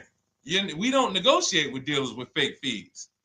Like there's a saying, we don't negotiate with terrorists. Cars from home, we don't negotiate with dealers with fake fees. None of that stuff matters. Because what you want us to think is, look, see, I took off all of this money. Don't you want to buy the car now? But you took off the fake money. Had we been talking to a 20% dealer, what money are they taking off? The real money. The real money. So if we have two dealers, well, let's say 8, because y'all know I use the 80%. So the 80% are over here. The 20% are this small group over here that we got to find. Now, the 80% are starting so high that when they take off all the money, it's fake money. We marked up our cars. We got platinum kits on them. We got the Hertz service plans on them, and the Simonized kit and the low, all of that stuff. Okay, so yeah, we done took off 5,000 for you, but 4,000 of it was fake. Meanwhile, this 20%, they don't have the fake. So when they take off 4,000, it's real 4,000. And we over here talking to these people. Hey, take off all that fake money. See, guys, you can do this too.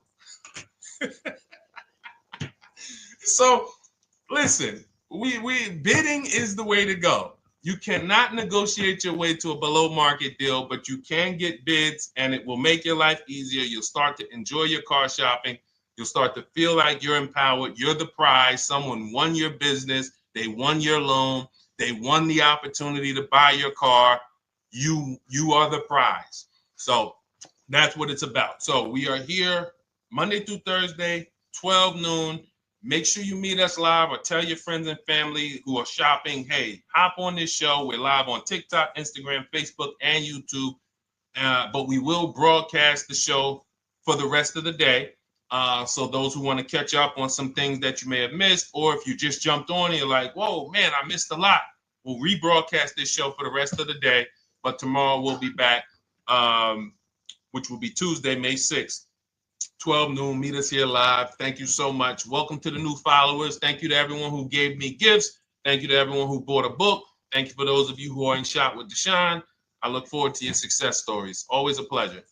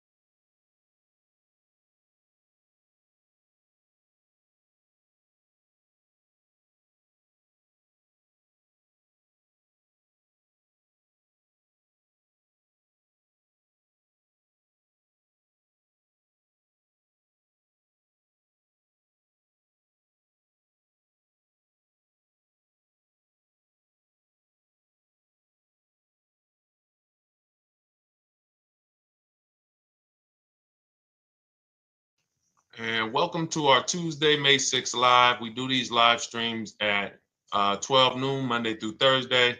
I am your host, Deshone the Auto Advisor. And for those of you who've never met me, I have devoted the last 4 years to teaching people how to get the best deals on cars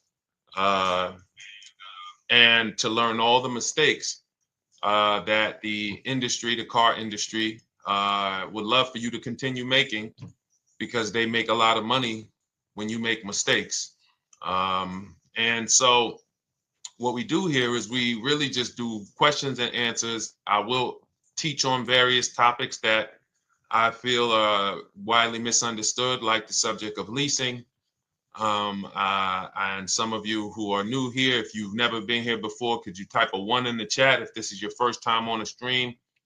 We do these streams about 60 to 90 minutes. And if you're going to get the most out of them, we just ask that you lock in, that you focus, because we will be talking about $1,000 mistakes. Nothing here that we'll be talking about over the next 60 to 90 minutes is hundreds of dollars. You know, I'm not looking to, have you spend some time with me on a Tuesday to talk about how to save hundreds of dollars. No offense, I'm sure that's important to some people, but we are here to talk about things that are affecting your bank account by the thousands every year. And so if you got some time, I would love for you to hit the like button, like wherever you are, and let's just tap in. You can start to type your questions. This whole stream is sponsored by my new digital book. It's called Cars from Home, 7 Steps to Saving Time, Money, and Avoiding Dealerships. It's a digital book. It's 5-star rated. Thank you to everyone who's rated the book and reviewed it. And it's normally $97, but for the next 30 minutes while you're watching, you can grab your copy for 75% off. That's our welcome offer. We always like to reward people for taking action. So you can get your copy for $24 instead of $97. And you can just head to my TikTok bio. You won't leave the show, my Instagram bio, the Facebook comments, or the YouTube comments, and use that link to get your welcome offer, and you'll have everything we teach. So as we go through this for the next 60 to 90 minutes, if you're like, whoa, Deshone, this is a lot. Wow, this is a lot. You can grab the book and make sure you have everything that I teach and everything in a step-by-step format. Okay? So I have my man Dolan moderating. Good afternoon. Thank you, Johnny Miller. Good to see you, Lil G. Again, guys, we are live. This is our Tuesday, May 6th live. We're live every Monday through Thursday at 12 noon. But we do rebroadcast these throughout the day. For those who cannot make them, you can watch the rebroadcast, or if you got to go back to work, we'll be rebroadcasting it for the rest of the day until our show tomorrow. All right, so let's start with the questions. You can feel free to get into it. Okay, do you have to get the extended warranty? This is a great question. This is car specific. A Honda, Acura, Toyota, in most cases, have always had low cost of maintenance and their parts are inexpensive. When you're buying an extended warranty or you're considering it, it is a risk product. It's an insurance plan. So that means you can pay for something and not use it, just like car insurance. You don't necessarily use your insurance until you have an accident. Same thing with an extended warranty. It's an insurance policy. So what you're trying to do with any insurance is see what is the likelihood that what I'm paying for this is going to exceed the price if I did need to use it. So in the case of a vehicle, when you're trying to determine what should I get an extended warranty, there's 2 things that are important. Does this vehicle that I'm purchasing have a high likelihood of things going wrong? We know, and some of you have had cars with histories, and we know there are certain cars, they tend to have things go wrong more than others.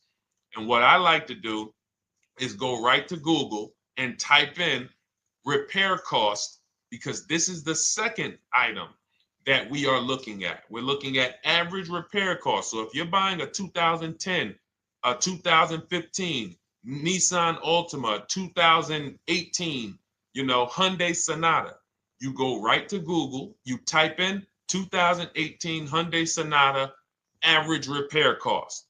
Now, if you see that those typically go on the lower side, then that can take a lower set of risk where you might say, all right, likelihood of these things going wrong on this car is slim. But if you see that the repair cost is on the mid to higher side, that's shifting more risk to if something goes wrong, the cost for you to pay for it out of pocket will probably exceed the warranty. So when I work for Mercedes-Benz, who's new here? Type a 1 in the chat if this is your first time on a stream with us. First time you've ever been here, type a 1 in the chat. First time. What's up, William? What's up, DJ Ant Nice? Good to see you. Maggie, good to see you. Enrique, good to see you. Miko, good to see you. Tetra Washington, good to see you. Jan, good to see you. Claire Clairvoyant, good name. First time, if this is your first time, just type ones in the chat so I know. I don't want to assume anyone knows who the heck I am and what my experience is. Daniel Thompson on Facebook, great to see you. So I worked for Mercedes-Benz for 5 years, General Motors for 5 years, and I ran my own brokerage, my new car brokerage, called Cars from Home. I started it in 2016. Now, when I worked for Mercedes, when people were purchasing a Mercedes, what I would tell them is buy as much warranty as you can afford. Buy as much warranty as you can afford, because I knew that when something breaks on a Mercedes, nothing's under $1,000, and typically it's $2,000-$3,000. So a $4,000 warranty on a Mercedes Benz is usually worth every dime. But at the same time, we have cars that, again, less likely for things to go wrong, and then when things go wrong, if they go wrong, they can typically be repaired inexpensively. Good to see you, Arms Reach. Welcome on Instagram. Shout out to the people checking in live. Great to see you all. So that's how you're measuring extended warranties. You don't want to get an extended warranty on a vehicle that has a low cost of repair and a low likelihood of things going wrong. You can then take your money, put a little bit to the side, have a little emergency fund, that same $3,500 that you would have put into the warranty, or $2,500, you put that to the side over the course of a year, 2 years, put $100 a month to the side, and then have that be your cushion just in case things go wrong. It's better for you to have that money in your bank account, and if things go wrong, you take it to your mechanic. You must have a local mechanic. You guys know I swear by local mechanics on cars that don't have warranties. Even if you have a Mercedes-Benz, a BMW, an Audi, something that is typically harder to work on and takes more of a specialized engineer, there are still plenty of places that have those. I mean, there's shops where they used to be Mercedes-Benz techs. Now they have their own shops. This is who you want, because their cost, their labor is going to be probably 1/3 of what a dealership is going to be. So these are the resources that, again, keep more money in our pocket while getting us the same level of service and experience. Okay, great question. Welcome, Uncle Nene. Good to see you. Uncle Nene. All right, listen. Nicole, good to see you. All right, Dolan, you can pull up the next question. Feel free to start typing your questions.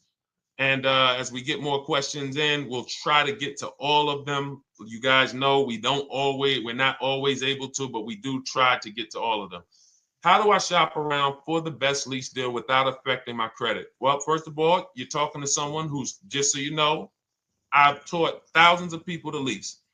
I've gotten 7 leases. Now, when we look at what we are doing with a lease, first, we have to consider how we want the information presented to us. We are not letting dealers tell us how they're going to quote us. We are telling the dealers how to quote us. So we are going to have all our quotes. Thank you to everybody hitting the like button. I see you. I appreciate you.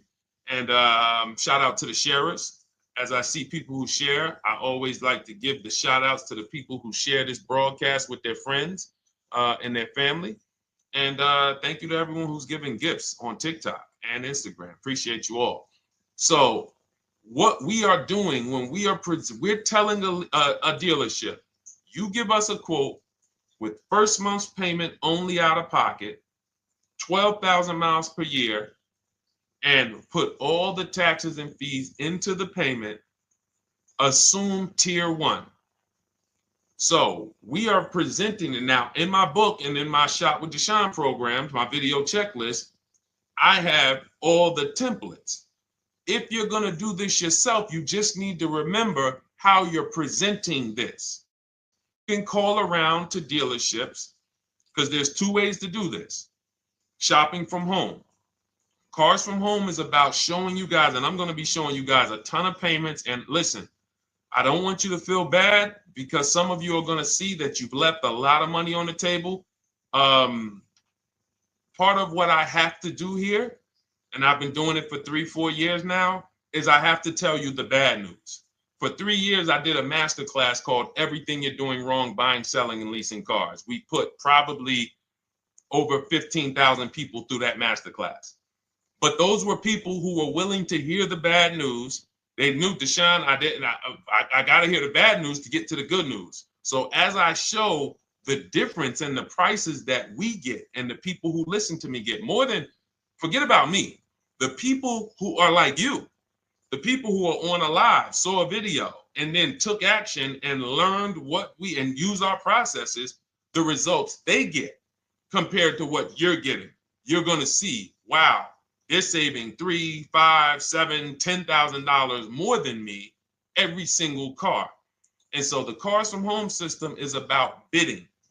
It's about turning your car purchase into a bid. You're no longer begging. You're no longer going into a dealership and begging one dealer to sell you a car, and then you go to another dealer and beg them, sell me this car, please take my money, please take my money.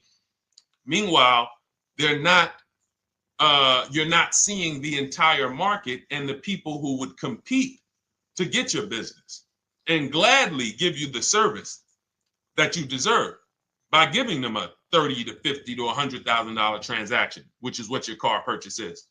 So now so the big thing to understand right off the top is, now I need to learn this bidding. I need to learn to get multiple offers. So you can do this by phone. You want to do this by phone, you can call around, but you must give them that information in order for you to compare the deals the right way. Lynette, good to see you. Christina, good to see you. Melvin, good to see you checking in. Rudolph, I see you. Once you actually give them that information, 12,000 miles per year, first month's payment only, due at signing, taxes and fees in the payment, assume tier one. I want the tier one offer. Even if you think I not qualify. Now, if you got a credit score above 670, all your FICO scores, most of you will qualify for most tier one leases. So you want to see, what does this look like as I get my offers? Once you get your offers in this format, you can use the 1% rule as the gauge. The 1% rule is been around for more than 20 years. Everyone who leases and who's savvy, we understood if your lease payment is 1% of the MSRP or less, you stole the car. That includes taxes, that includes fees. You're still in the car. So example, we're looking at a $30,000 car, Hyundai Sonata or a Hyundai Elantra, $30,000 car. When we shop all our offers, if that lease payment is $300 per month, with only $300 due at signing. In other words, I show up, here's $300. Good to see you, GDTV. Thank you for checking in on YouTube.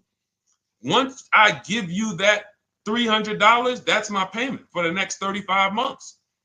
So that's a very, very low percentage of the car you're paying. It's a 1% rule. Now, in order to get a 1% lease, you need a great lease program, which means the bank has to be supporting the car, rebates, incentives, and then you need the biggest discount, the dealer who's going to give you the biggest discount. Now, one of those we can control. One of them we can't. Which one can't we control? And for those of you who are new here, we don't play around here. But my people who are moving, and again, I'll show you, like a lot of people, we got a lot of people who've been following us, using our processes. They're locked in. They're not casually on a live here. We're not casually here talking. They are locked in. Like, boom, okay, I hear you. They're answering, they're typing, they're not, vacuuming in the kitchen and trying to hear. You can't do. We're talking about your second most expensive purchase of your life. It's going to be, you got to lock in. You got to challenge yourself to block out the distractions while we're on this stream, because this is your money.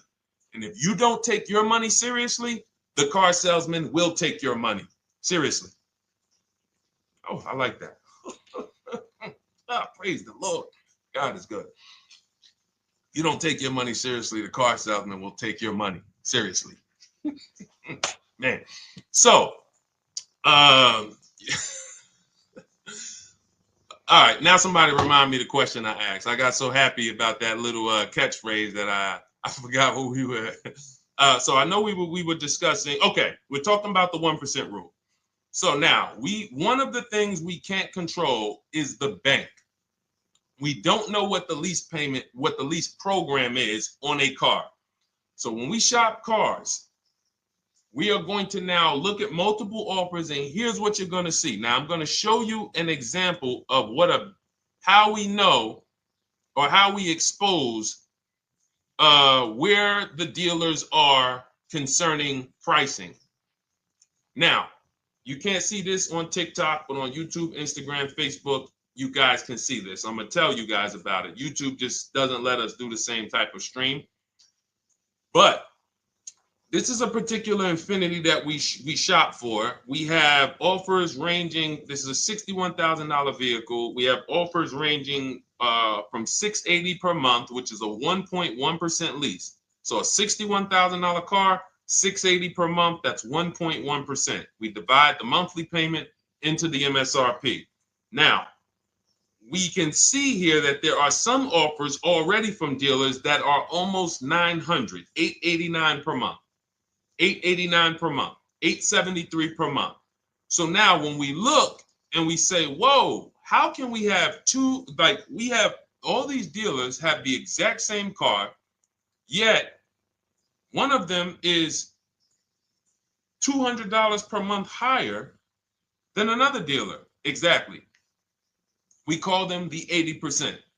The 80%, even after back and forth, even after, hey, we'll take off some money. All right, we'll drop the payment $50 a month. Their offer is still so high. It's a horrible deal. Now, why would they offer this? And this is consistent. So I don't want y'all thinking, well, the dealers that I walk into, they're different, Deshone. They take off more money. It does not matter what you think. If you don't have the market reports, if you don't know how to get multiple offers so that you can see, we do this all around the country. We have students all around the country in Cars from Home. We have people we shop for. We have over 13,000 books sold now. Like, we have lots of data to prove this. 80% of dealers are going to be overpriced. This is another particular deal on a Toyota, a market report. And you guys can see that the out-the-door prices here, list price, $32,000. Out the door price with taxes and fees, $38,000. That means that dealer is charging all types of fees on top of their price. The $39,000 MSRP. Look at line number 3. $39,000. Out the door price is $41,000. We can see $39,000 out the door includes taxes, includes all the fees. So we can see that these out the door prices in the left, in the right column, are way higher than the MSRP, $35,798. Out the door price is $39,700. But look at the green. Look at the green. This is what we call, we found the dealer at this time who wanted to win the bid. They wanted to win the bid. They needed the car sold. This is a rotation. We don't say to them, wow, they won the bid one time, so they must win the bid all the time. No dealer can win the bid all the time, or they'll be out of business. But in this particular case, at this particular time, for this particular client, this dealer said, we're going to sell this car for that's $35,500, and out the door with taxes and all the fees, $34,994. That is a over $4,000 discount off this vehicle. When all the other dealers are, not only are they not giving you a discount, they're charging over list. And they might come and say, all right, we'll take off $500. We'll take off $1,000. We'll take off $1,500. They might start so high with you guys that you think, wow, they started up here and I talked them down. They took off $3,000 from me, but they already were $3,000 in fake fees, protection plans, and all of this padding, dealer adjustments, which is fake fees. So whenever they say, because the dealer gets a minimum of a 6% profit margin, from list to invoice, we have profit. From invoice to holdback to triple net, we have money. That's all the profit margin. On top of that, when we add a dealer adjustment, what we're saying is we're going to sell this car to someone who does not have the skills to find our competition. And they're going to come in, and if we got to take off $2,000 to make them think they won, this is what we're going to do. But what we do here, what people like Brian is going to do, look, just finalize my first ever lease using your system, 2025 Honda HRV, $30,000 vehicle, $395 a month payment. no money down. His initial quote was $434. He ended up using our calculator, which we have in our book and in our program. If we put all our offers into that calculator, it tells us what to counter. He gets that offer for $395. That's his deal. We look at somebody like Wendell. Look, thank you. It's the least I can say for your book, Cars from Home. We're still in the middle of the process. Just sold our car today, like 10 minutes ago, for 30% above value. Why? Because he got bids. Look, using the insights from your book. I've read the book multiple times and told many people about it because it's that good. It's so intuitive and insightful. We'll be moving to the next step soon, and I'll write again. So now you heard him say we're moving to the next step soon. Step 2 in my book is the equity assessment. That's when we get bids for the car we have. We get bids. You're going to go to, listen, you should never be trading your cars in. Let me ask you all a question. Do we get the most money for you name me one thing that we get the most money for that thing trading it. Name me one thing. If I had this iPhone, do I get more money trading that iPhone in for another phone, or do I get more money listing it online and selling it to whoever will pay the most? Trading or selling?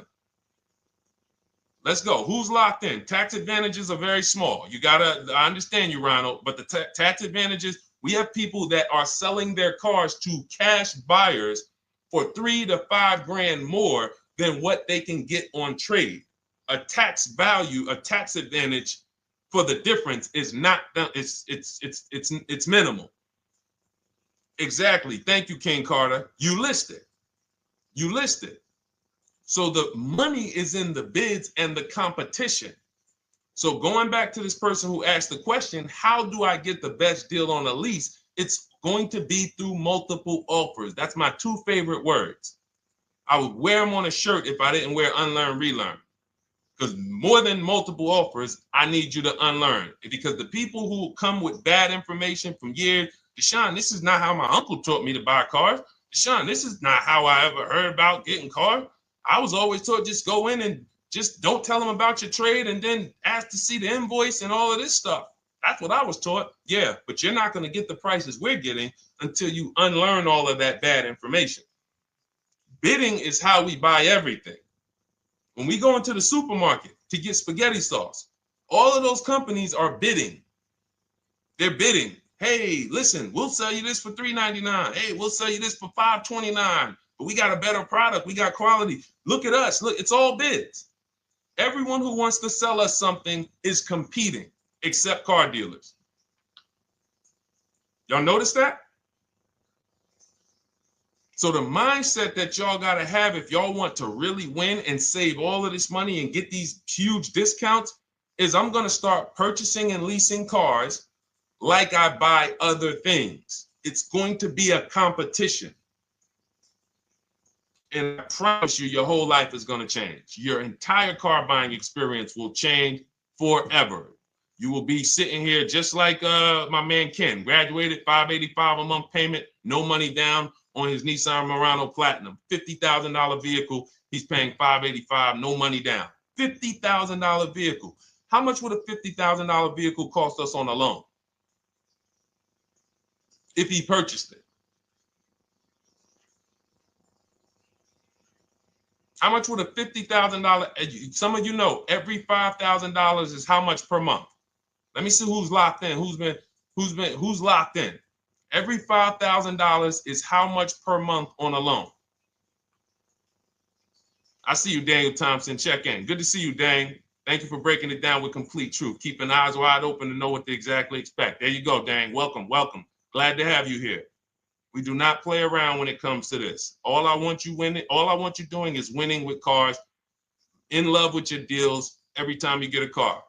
All right, nobody knows the 5,000. How much is every $5,000 on a car payment?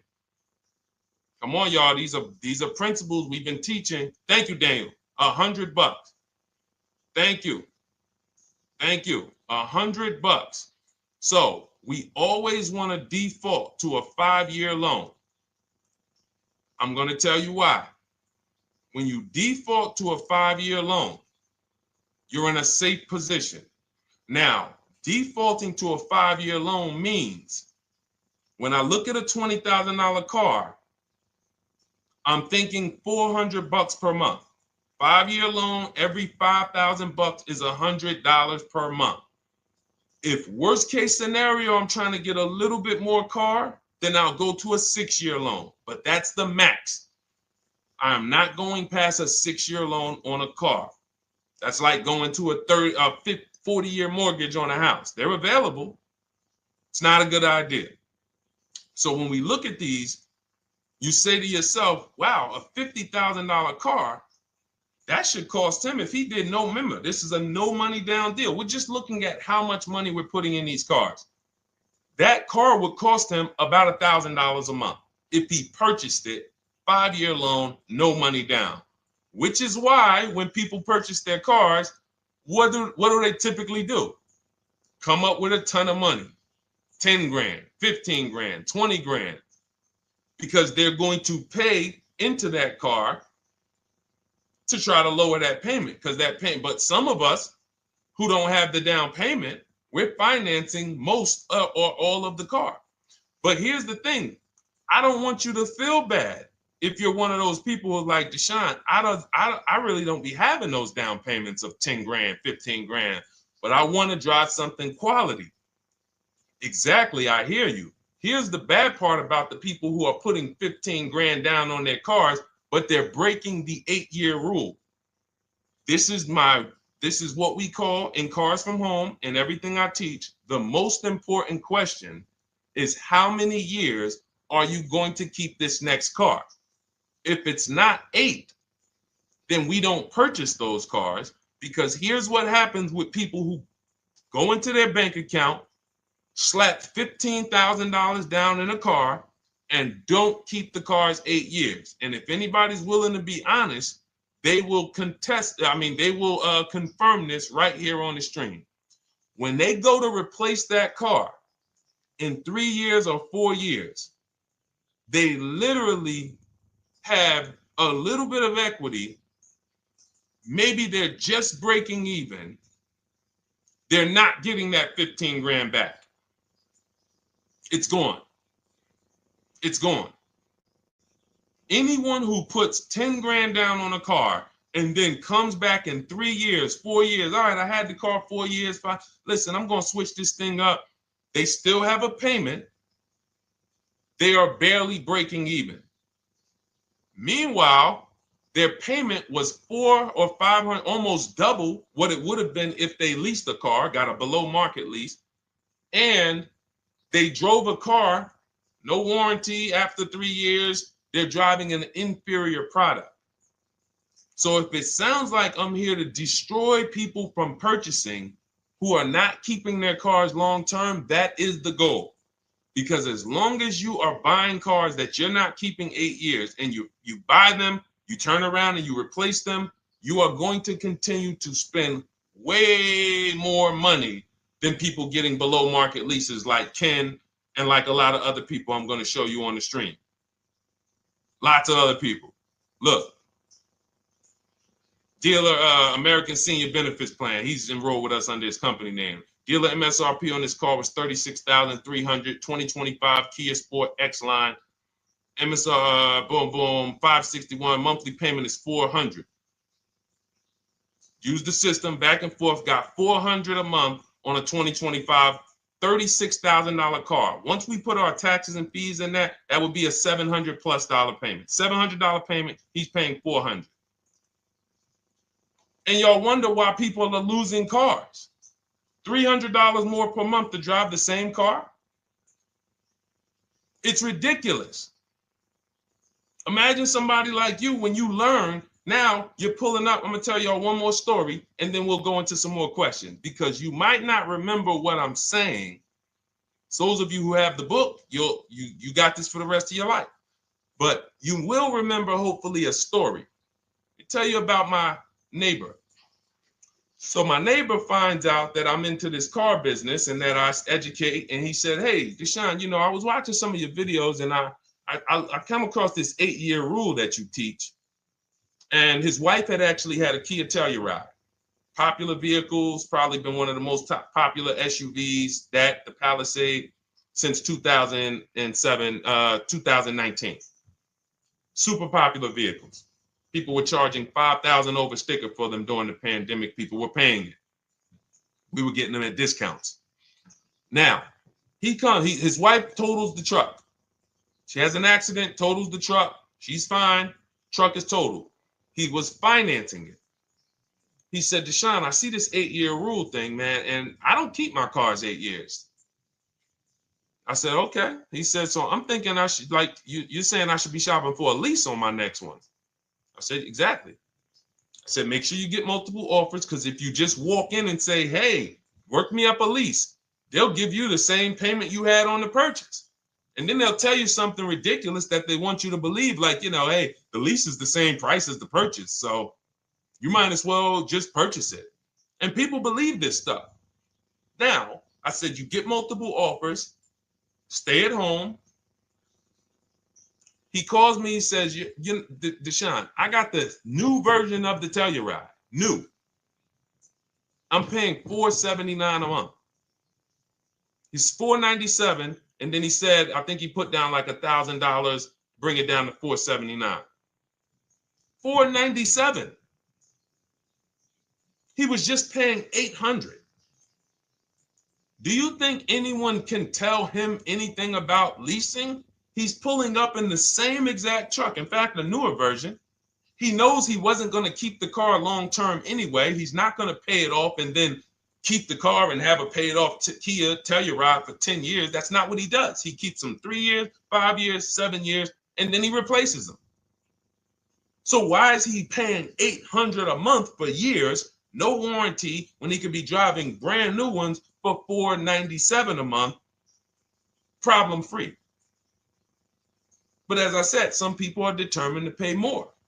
But the people who, once you get this leasing thing, if you're not keeping your cars, it will change your life. Now, again, I got a car I'm purchasing, we're keeping it. Anything you are buying, keeping 8 years, forget about leasing. It shouldn't be a thing. Who keeps their cars more than 8 years? Let us know.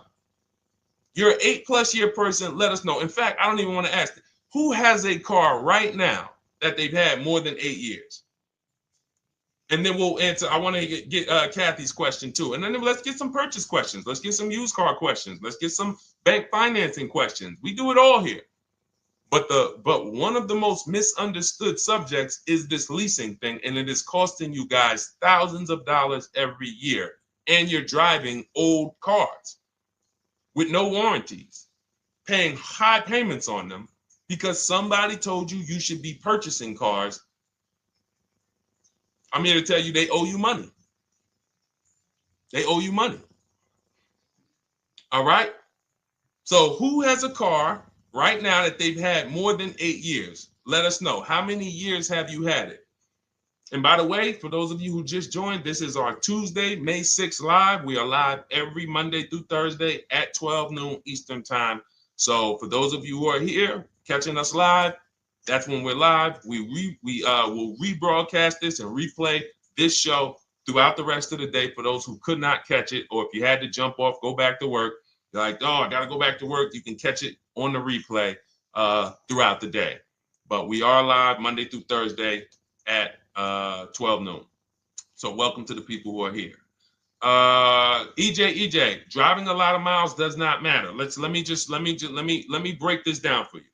So right now, let's go to somebody who else has a lease.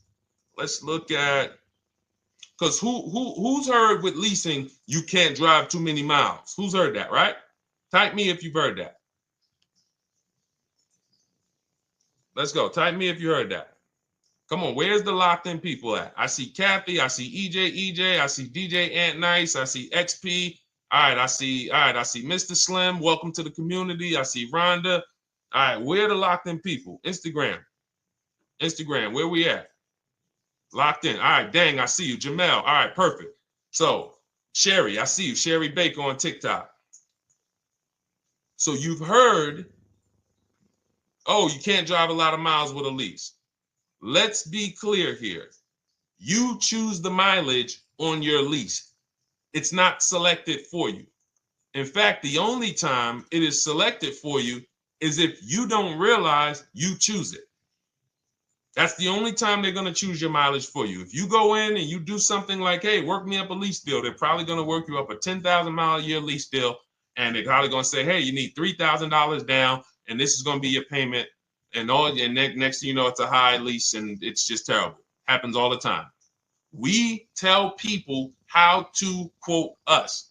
First payment due at signing, taxes and fees in the payment. So now let's look at a lease, and let me show you what it would look like. So this is Val Boss Lady.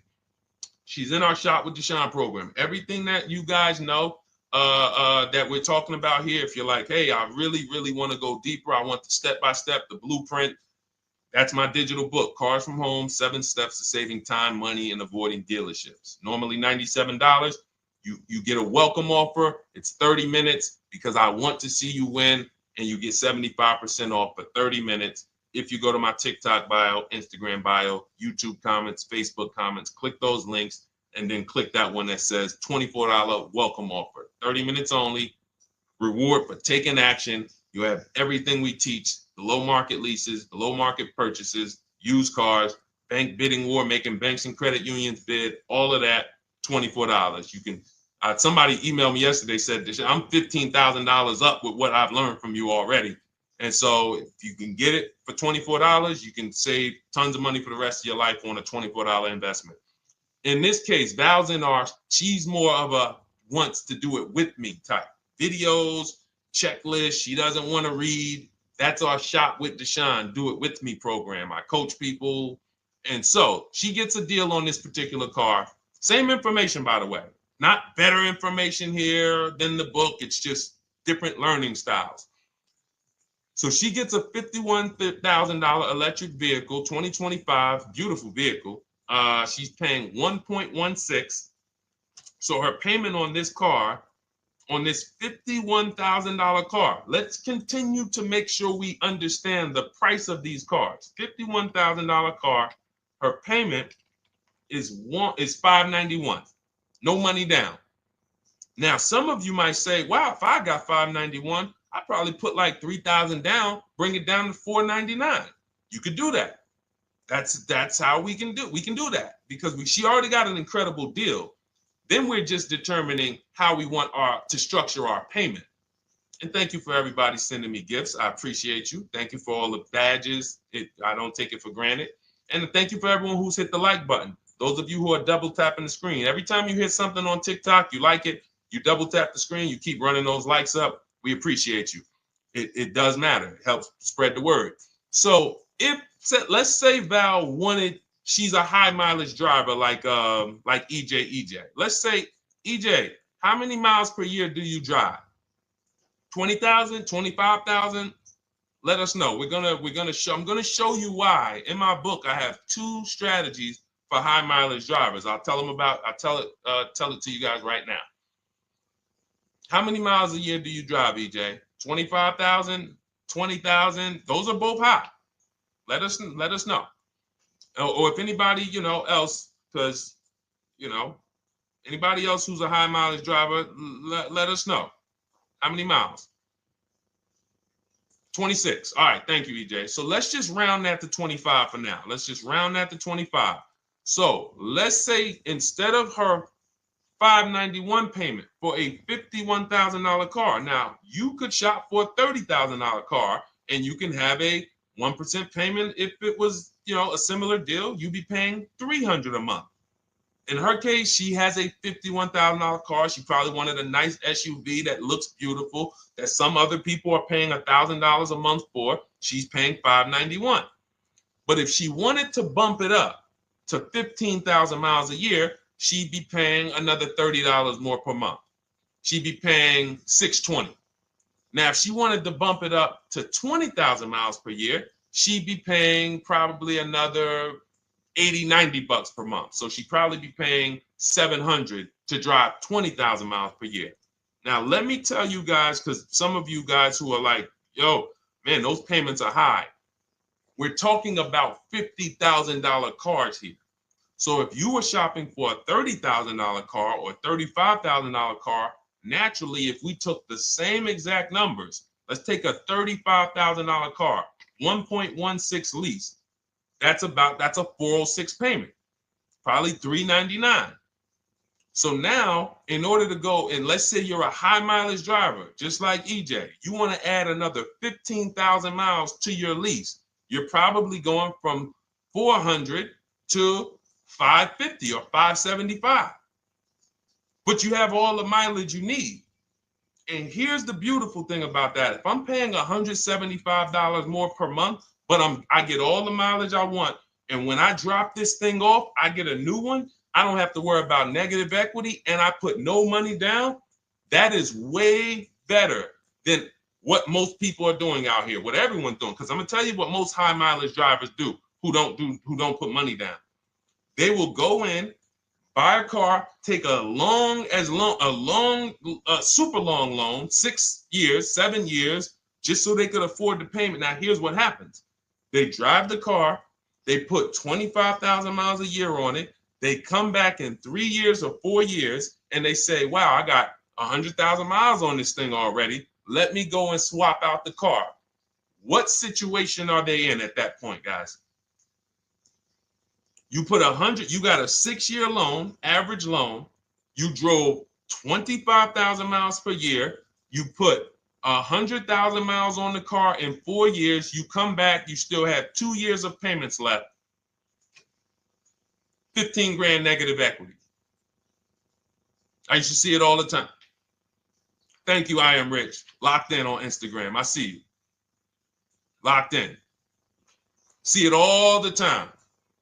Every car salesman who has dealt with a normal 25,000 mile high mileage driver that does not keep their cars sees it all the time. They come in, yo, man, what you do for a living? Man, yeah, I do DoorDash, I do Uber.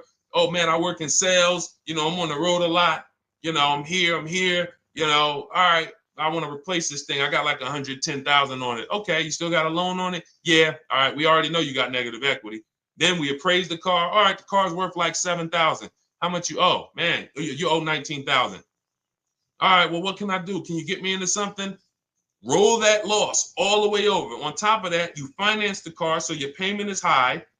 You finance the whole car, so you're paying a high payment compared to if you had leased, just literally shop for your leases, added your miles to the lease that you needed. You're paying $175 more per month. You got a brand new car. And I'm going to tell you, I did not make this up. I learned this from someone. A lot of what I'm teaching you, I learned from my clients when I was in the dealership. This guy, I worked at Hyundai for six weeks. Man, this dealership, the owners got indicted. I got out of there.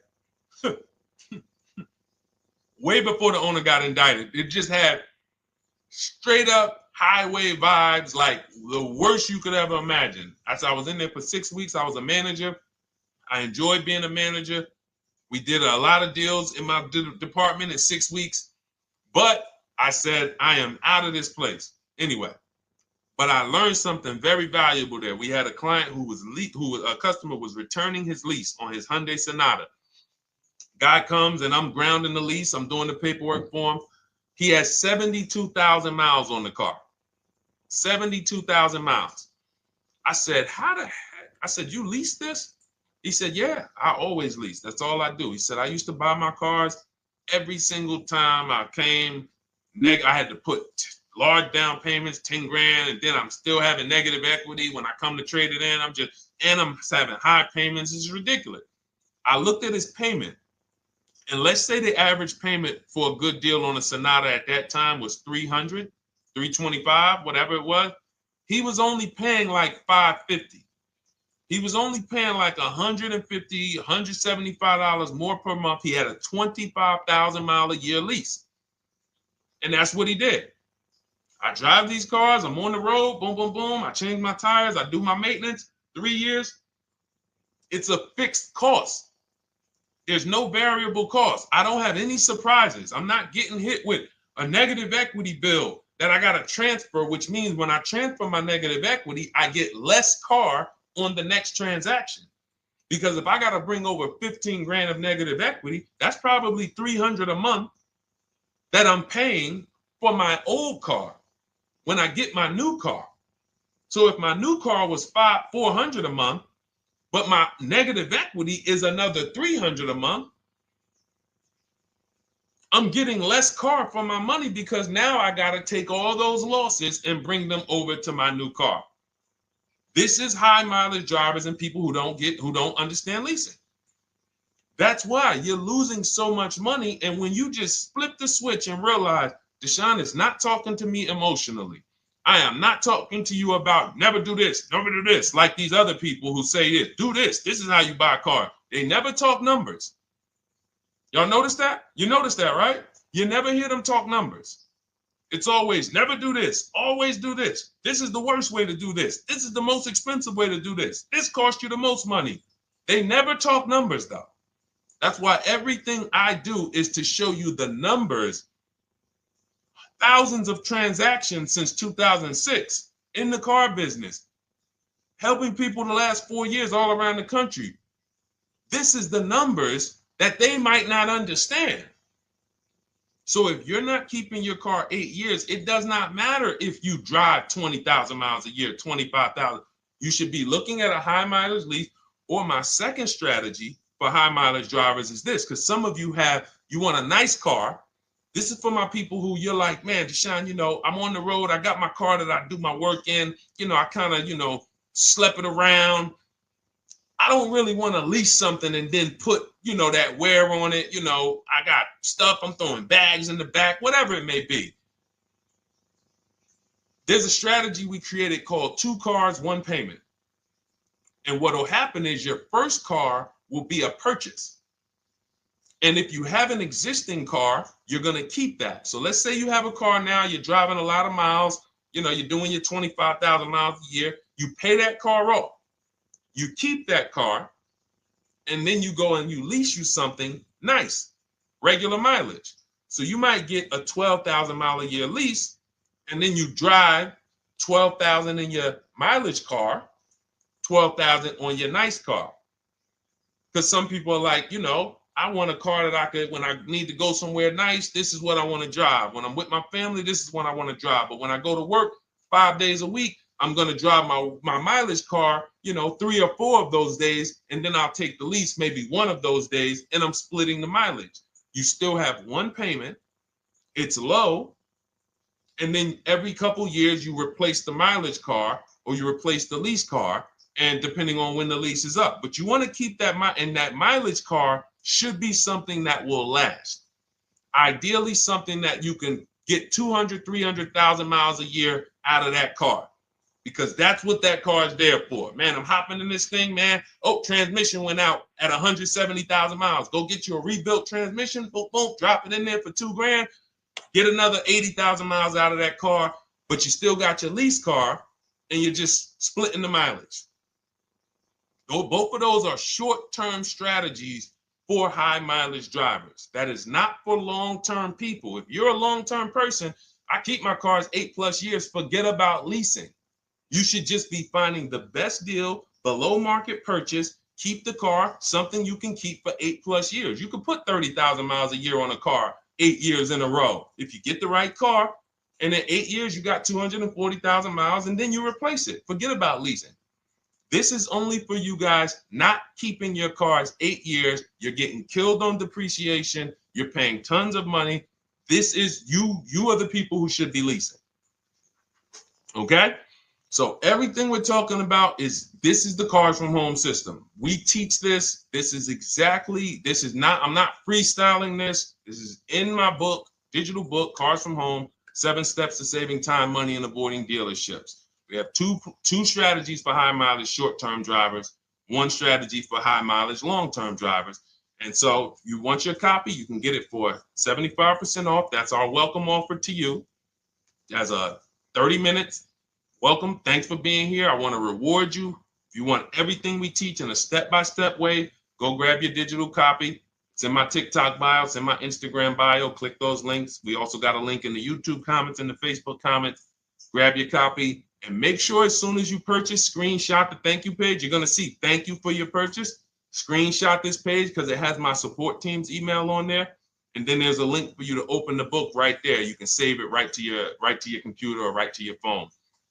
Okay, but and we also have a special for those of you who are like Deshone. What about that, video checklist and coaching program?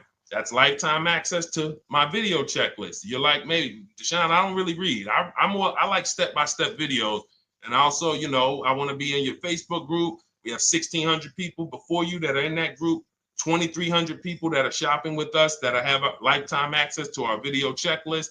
We have a $200 special for that welcome offer. And so I'm always about rewarding people for taking action with a special offer. It's limited time though. And so get in where you fit in. All right, let's keep it going. Thank you, Corey. Said amazing knowledge. Thank you. And I'm glad I saw somebody said that's a great idea with the 2 cars. Thank you. It's a great idea. All right. You've convinced me to lease my next vehicle. Awesome. Awesome.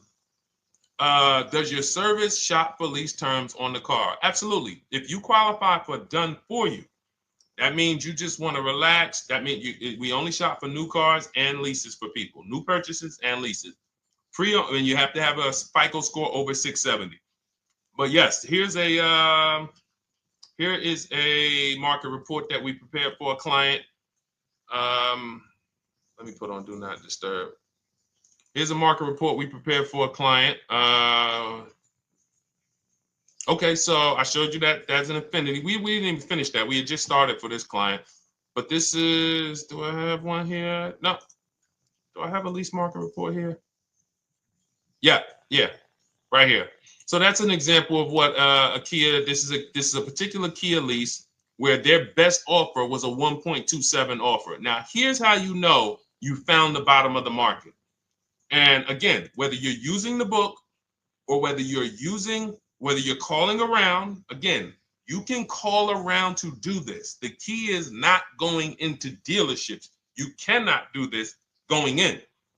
Once you get your offers, you know you found the bottom when your best offer is between $150 to $200 less per month than your worst offer. And if you're purchasing, you should see a spread of between $3,000 and $5,000 minimum between your best offer and your worst offer. That's when you know you've shopped correctly. Because until you find the 80% dealers, you have not shopped correctly. If you're like Deshone, these prices still seem close. You have not found, you're talking to the 80%. You haven't found the 20% yet. Because the 20% is going to be that $3,000 to $5,000 less than the 80%. That is just the numbers. That's the way it works. So yes, so when some cars you're going to see that the lease program won't allow for a 1.1% lease. The best offer, like, we've shopped Hyundai Palisades for years. And I got my dad one back in November. And his best offer is like around 1.3, 1.28. That's the best I've ever seen on a Palisade.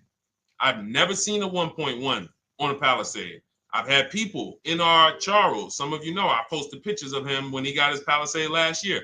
We clear out the old pictures because we got a bunch of new people with 2025. So we're not going to sit here and talk about 2024s anymore. We got Ken, we got Melissa, we got Sheree, we got a bunch of new people, just Ralph. We're not going to, but I do remember posting Charles who got his Palisade and he's like, he shopped, used the system, got his multiple offers. Best deal was 1.3. So that's where it comes in at because of the lease program. That dealer is already taken off to win the bid, probably taking off $5-6 grand.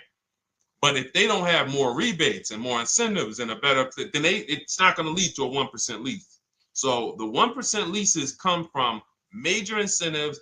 Maybe sometimes they have too many of the vehicles. They want to move them. Lots of bank support. But what I tell you is you should be looking for between 1.25 and 1.5. That's how you should budget for a lease, between 1.25 and 1.5. That's a great deal. And if it has a really aggressive lease program, once you get your bids, you're going to see it fall under the 1.25. You see it fall into 1.1, 1.2. but we don't know what the lease program will be until after we shop for that vehicle. Okay? So yes, absolutely. It's an empowering way to shop. It's also fun because you can see, man, I'm not begging anymore. Like these people are like, please do business with me. Please do business with me. And then you start to feel bad for everybody who's still in those dealerships doing it the old way because they're talking to the 80%. There's no way they can win. They don't even know there is an 80% to realize that's who they're talking to. So when the dealer says, all right, I'll take off $4,000, they're like, wow, I won. Man, the dealer took off $4,000. But if they saw the whole market, they would understand that that dealer actually is overpriced by $7,000, $10,000. So taking off the $4,000 means nothing. It's just sad. It's a sad thing. And that's why I spend my time trying to convert you guys from negotiating one-to-one to getting multiple offers so that you can see for yourself. All right. Thank you, Julie, name Richardson. Thank you for sharing. XP got the number 2 gifted badge. Forgive me because I don't really know what that means, but I just know that's what it's saying. So I appreciate it. Thank you, Corey22. Sherry Baker, thank you so much. Number 1 gifted badge. All right, let's go to some more questions. We got some more questions. Dolan, I'm sure you got a lot of them. And what I'm going to do for the rest of the broadcast is just try to do rapid fire questions and answers. Okay. And if you guys want me to go deeper on any particular subject, then just feel free to say, hey, could you go deeper on that? How do you get a car loan with bad credit? Well, we have a resource. It's not our company. We have nothing to do with them. But we always try to stay up to speed on who's financing people with bad credit, because the goal is you don't want a dealer controlling your financing. Somebody just came up to me. He's a neighbor. He's like, aren't you in the car business? I said, well, yes and no. He's like, well, listen, I got a connect to Acura. Anybody you send me, they get anybody approved, I'll give you $1,000. I said, okay, cool. Thanks for the information. For them to give me $1,000 just for sending the customer, and he's also a middleman, he's not a salesman, how much money are they making on the customers? If they're going to give me $1,000 just for sending someone with bad credit to them, how much are they making on the deal? Arms Reach, congratulations. Just got my book. You use it when, please send me your email testimonial. Well, as you use it, just as you do your equity assess, everything, email me. Congratulations. How much are they making? We can imagine, right? If they're giving me $1,000 just for bringing them the customer. So this is what happens when you let the dealership control the loan.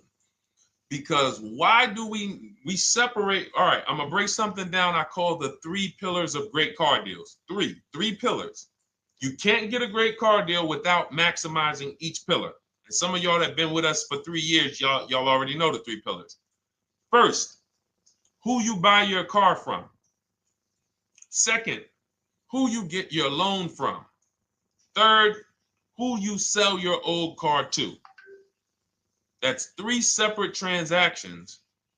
The car business has trained you guys to give them all 3. All 3.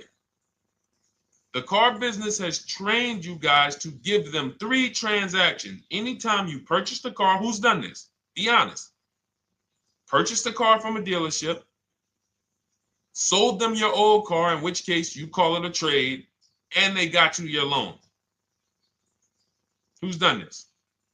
3 transactions in one. Why do we know these are 3 transactions? One, there's competition. People want to buy your car. It's okay, Corey. That's that. Thank you for being honest. That's how we change. The reason why we know that these are 3 transactions because there's people who want to compete in every one of them. There are people who want to buy your car. That's why step 2 in our book, we never trade. We get offers from CarMax, Driveway, Carvana, AutoNation, Car Gurus, Kelly's Blue Book Instant Cash Offer. It's a bid.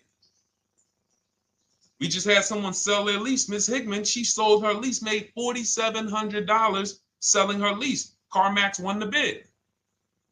Drove the car for 3 years, had equity. She dropped her lease off. They gave her $4,700. Won the bid. That's one pillar. Second, who I'm going to get my loan from if I'm getting a loan. Those of you who are paying cash or leasing, this is not a pillar. But we need to bid out our loan. We had a great talk yesterday on our show yesterday where I asked, who do you guys get your loans from? Most people said the bank, the credit union, the dealership. One person said the right answer, whoever gives me the best APR. That's the right answer. And then we have who we buy our car from. There's banks and credit unions that want to compete for our loan. There's multiple dealers who want to compete to sell us a car. So we can't get a great deal until we have bid out each pillar. And that's why when we have bad credit, if we let the dealer now control, this dealer has a car. We didn't bid out that car to find out, is it a great price?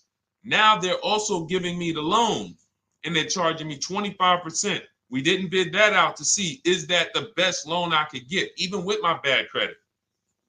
Is that the best loan I can get? So the key, what you want to do first, if you have bad credit, is I'm online looking for anyone who will finance me with bad credit separate from the dealer.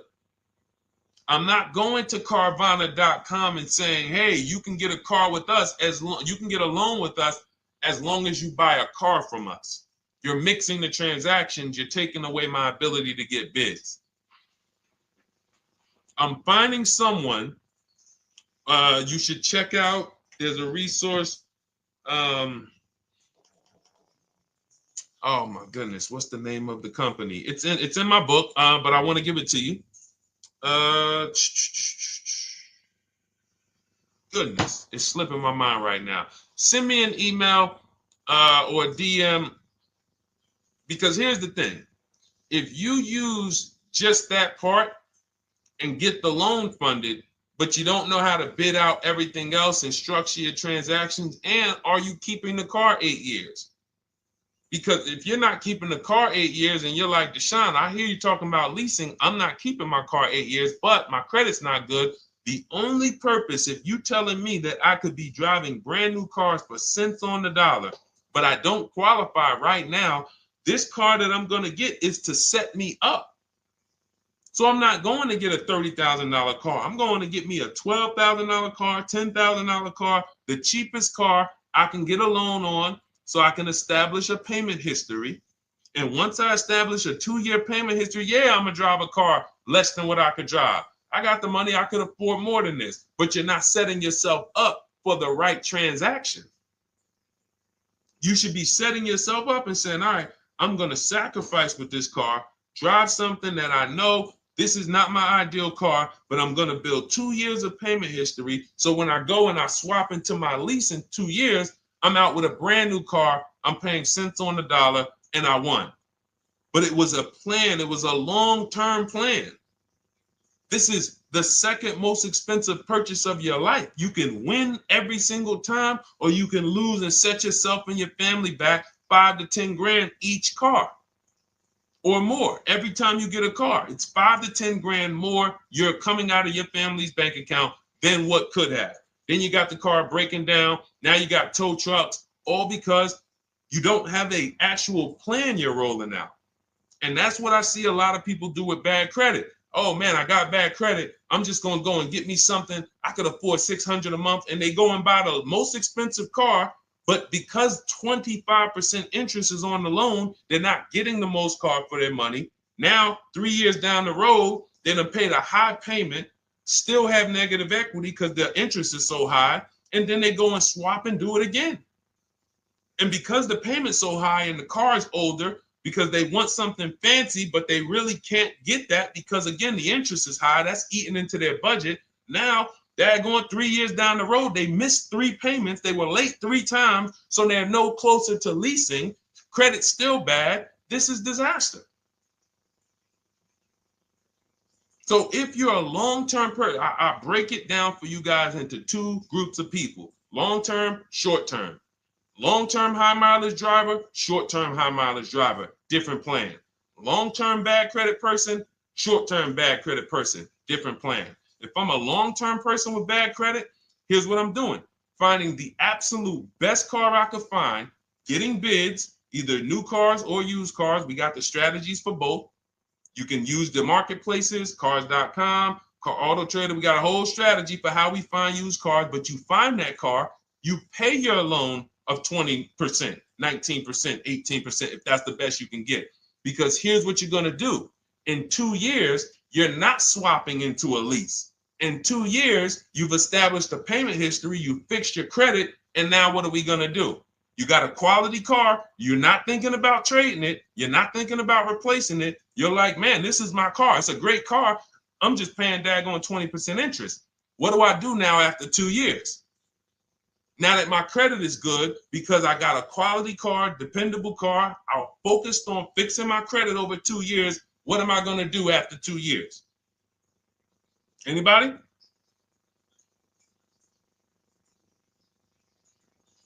Thank you, Arms Reach. Refinancing the car. Exactly.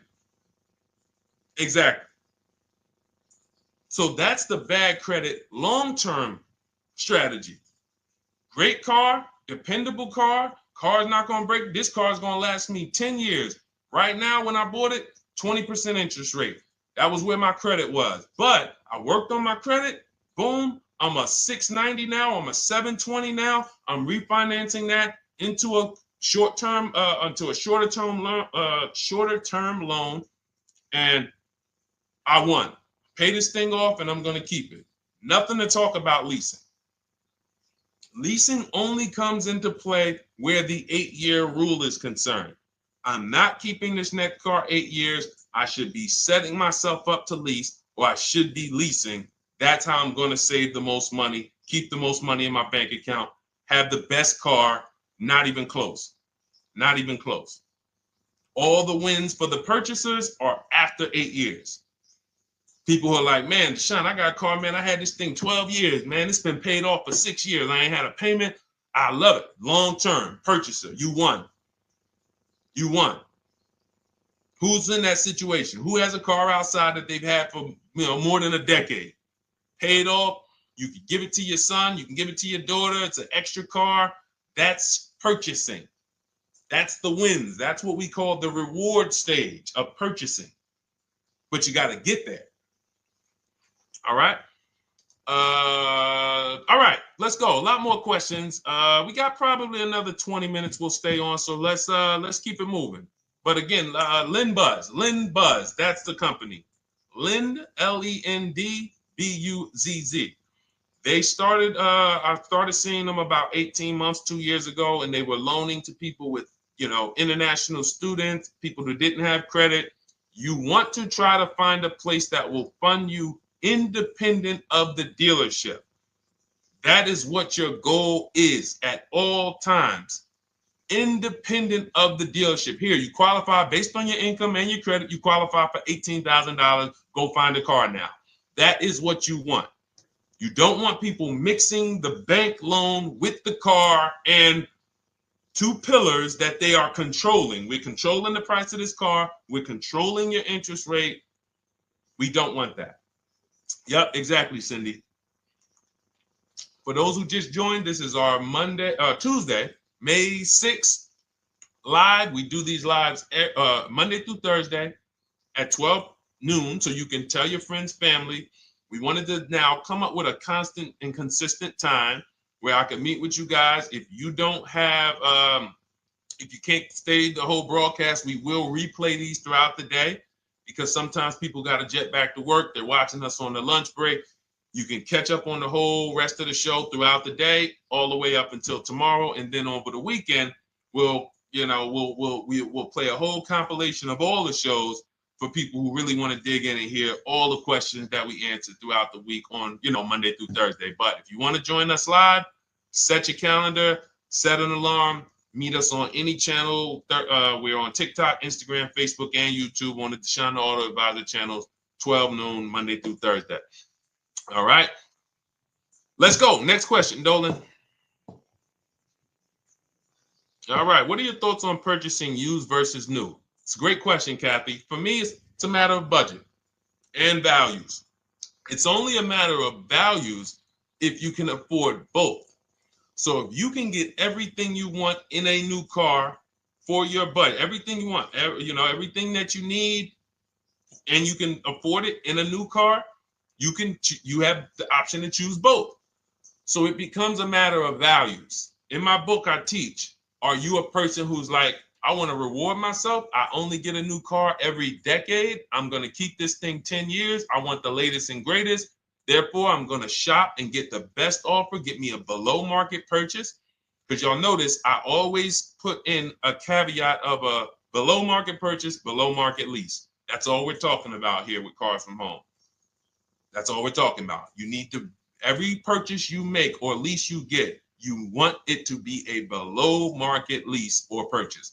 So now, if I could afford both, is it I'm going to reward myself with a new vehicle, or do I have these other values where I actually want to knock 20 to 30 to 40% off the price to get even more for my money? So that's really up to you if you can afford both. There's no right or wrong there. It's a matter of, like I said, the values. Now, some of you once you look at your budget, I have a tool in my book and in our video checklist, the coaching program called the Perfect Budget Calculator. We invented this. So it's not on Google. You'll hear a lot of the stuff, almost nothing we teach. You're like, if you ever go to look for it, the 8-year rule. No one talks about it. We created it. This is our intellectual property that we created to teach you guys to create these boundaries, the rule of 72 and the 10th birthday, 1.5% rule for overpaying for leases. These are all things that are absolutely proprietary to Cars from Home. But one of them is this Perfect Budget Calculator. Sometimes when we're factoring budgets with most calculators, they don't include fees that we know dealers have. And I'm talking about legitimate fees, tax, documentation fee, motor vehicles. So we're putting our budgets together, but we always get caught out there. Who's had that happen? You got it all figured out. You get to the dealership, you bought the car, and they're like, well, what are you going to do with the fees? Because you got $3,000 in taxes and fees. And you're like, whoa, where'd that come from? Sometimes they're lying and sometimes it's legit. But none of these calculators factor in the fees and everything like that. So we created this Perfect Budget Calculator that does. But here's the thing. Once you find out what your budget is, even if you're budgeting with a normal calculator, just add a couple thousand to account for the taxes and the fees. But you might see, I can't get everything I want in a new car for this budget. Everything I need, I can't get for this $24,000, in which case I need to go and look for a pre-owned one. So that's why I said, in reference to your question, Kathy, what are my thoughts on purchasing used versus new? It's a matter of values and budget. Budget first, because budget will determine if you can afford both and get what you want. But if you can afford both and get what you want, then it's a matter of values. Okay? So again, everything we're going over is in my new digital book. It's called Cars from Home, 7 Steps to Saving Time, Money, and Avoiding Dealerships. It's 5-star rated. Thank you to everybody who has taken the time to rate it and review it on Goodreads.com. It means a lot. And we can't continue to get this information out without you guys. So we appreciate you. And you can get your copy instead of $97, you can get your copy for $24 as part of our welcome offer. So that's 75% off. If you go to my link in my TikTok bio, Instagram bio, the YouTube comments, and the Facebook comments, we have a link there for you guys. And you can grab it. It's a digital book, so you don't even have to wait. It'll be in your inbox by the time you jump off the stream. But make sure when you get it, you screenshot that thank you page, because it has my support team's email. Sometimes you may be rushing, you're trying to get back to the stream and you type your email in wrong. Also, as soon as you purchase, the link to open the book is right there. So it'll say open the book below. You can save it to your computer. but I would rather you get it for $24 than $97. Although we've sold a lot at $97 because people feel it's worth every dime. You're going to save thousands and thousands of dollars for the rest of your life using what's in the book. Your first transaction, you probably save $4,000 to $6,000 to $8,000 depending on the car. So $97 is great, but $24 is even better. All right. And for those of you who have a different learning style, you'll see in there, shop with Deshone. You're more of a do it with you person. Do it with me, Deshone. Okay. We have lifetime access to shop with Deshone, and I coach you personally for 6 months.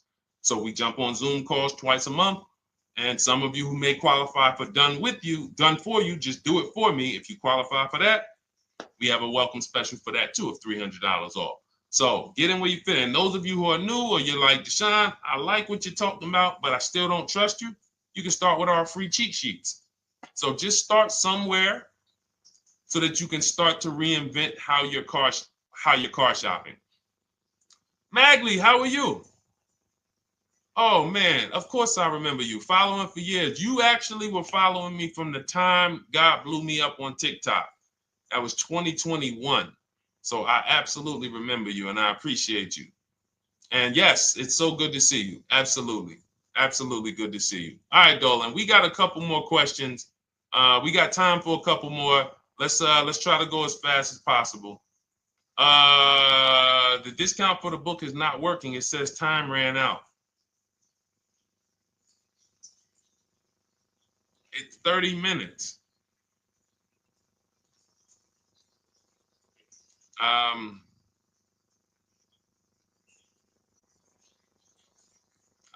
don't know.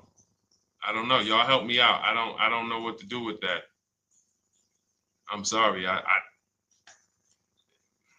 If the welcome offer for $24 was not really 30 minutes, then that means I'm just lying to you.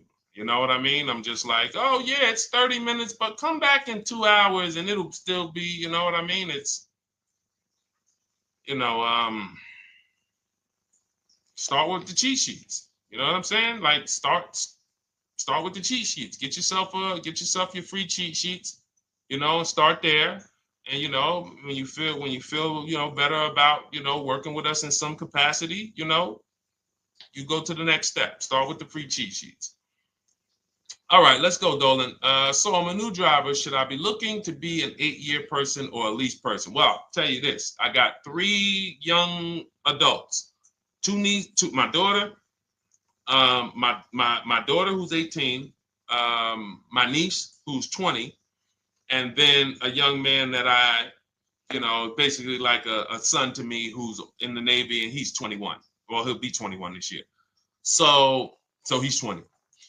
Now, they all called me in the last 3 months because my daughter's getting her license. My daughter didn't call me. She's getting her license in the next, in June. And we've all talked about this. How should I get this car? Now, my situation when I was 22, I'd already bought a $500 Mitsubishi Eclipse. Transmission went out on me probably after 6 months. And then I bought a buy here, pay here car. This is before I got into the car business. I got into the car business, I was 22, working for Pontiac GMC Buick. So I get this buy here, pay here car. It was a quality Chevrolet Cavalier. I didn't know anything about cars, so I went to a local spot. They said, hey, put down this, just pay us $50 a week. So I did that.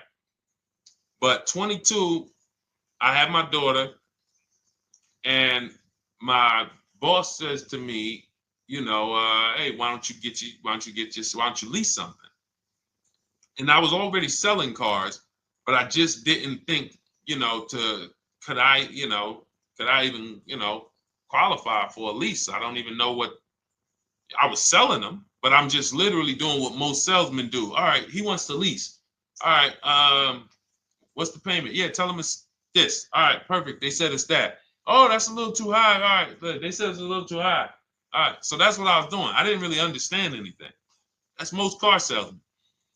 So I end up getting a Pontiac G6. I'm 22. I paid $256 a month. Now, it would have been less, but I didn't get a tier 1 approval because I didn't have, I think my credit was like mid sixes at that point. And you know, you really want to be over 670 to get most of the tier 1 approvals. But it would only raise my payment maybe 25 bucks. Wasn't a lot. Now I'm 22. I'm driving a brand new 2007. It's still 2006. 2007. I'm pulling up, brand new car, full warranty, $256 a month. At the same time, I have a friend, got a vehicle, Toyota, financed it, went in. She had, you know, we had our, she had a young child, a little older than us, maybe 1 or 2 years older than us. And then she goes and she purchases a car. $500 a month. She didn't get ripped. That's what a $20,000, $22,000 car costs. She got a Corolla. $500 a month. We're 22. Plus insurance. This is enough to break a young person, young family. I'm paying $256. She's paying $500. That right there. When I tell people that story, it's amazing to me how many people will say, Deshone, when I got my first car, my parents took me out. We financed this car. We financed this. I was paying $400, $500, $600 a month. Whether the parents were paying some of it, or they were paying some of it, or they were paying all of it. Thank you, Kathy. Appreciate you sharing. So this is what all of them, all three, well, 2 of them. I don't know about the young man. Because his parents.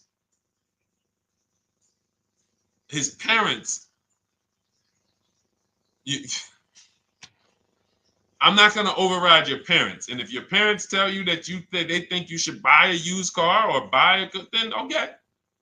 But I'm just telling you, when you see my daughter and you see my niece pull up in brand new cars and they have low payments and they don't have to worry about getting stranded on the road, hey, call the tow truck. Do we still have a warranty on this thing? So I would be telling, again, 8-year rule. Because if I've had young people in their early 20s who are like, I'm not even into cars. Like, I'm going to buy this and I'm going to keep this car. Like, I'll keep it 8, 10 years. I don't. And I've had some people who they know when they get a better job, when they move to this, they're going to start a family. They're probably not going to keep the car 8 years. So it still goes back to the 8-year rule. Always. Always. Most young people, most people should be leasing their cars. That's how I did very well throughout my 20s. Praise the Lord, because I did not have high car payments. I didn't have cars breaking down on me where I had to be like, oh man, couldn't get to work today. Not many 20-year-olds, 23-year-olds are keeping cars 8 years. So when you're putting them in used cars, you're really setting them up for failure in a lot of cases, compared to if they were just leasing, getting look, because some people be like, wow, are $300 car payments still out there? Oh yeah, they're still out there. Just you just are shopping for the right car. I know India had her look, Rosalie, she's in our Done With You video checklist and coaching program, like Cars from Home. She's, you know, this is our Facebook group she's commenting from. 3 vehicles she got, all for her sons, all of them.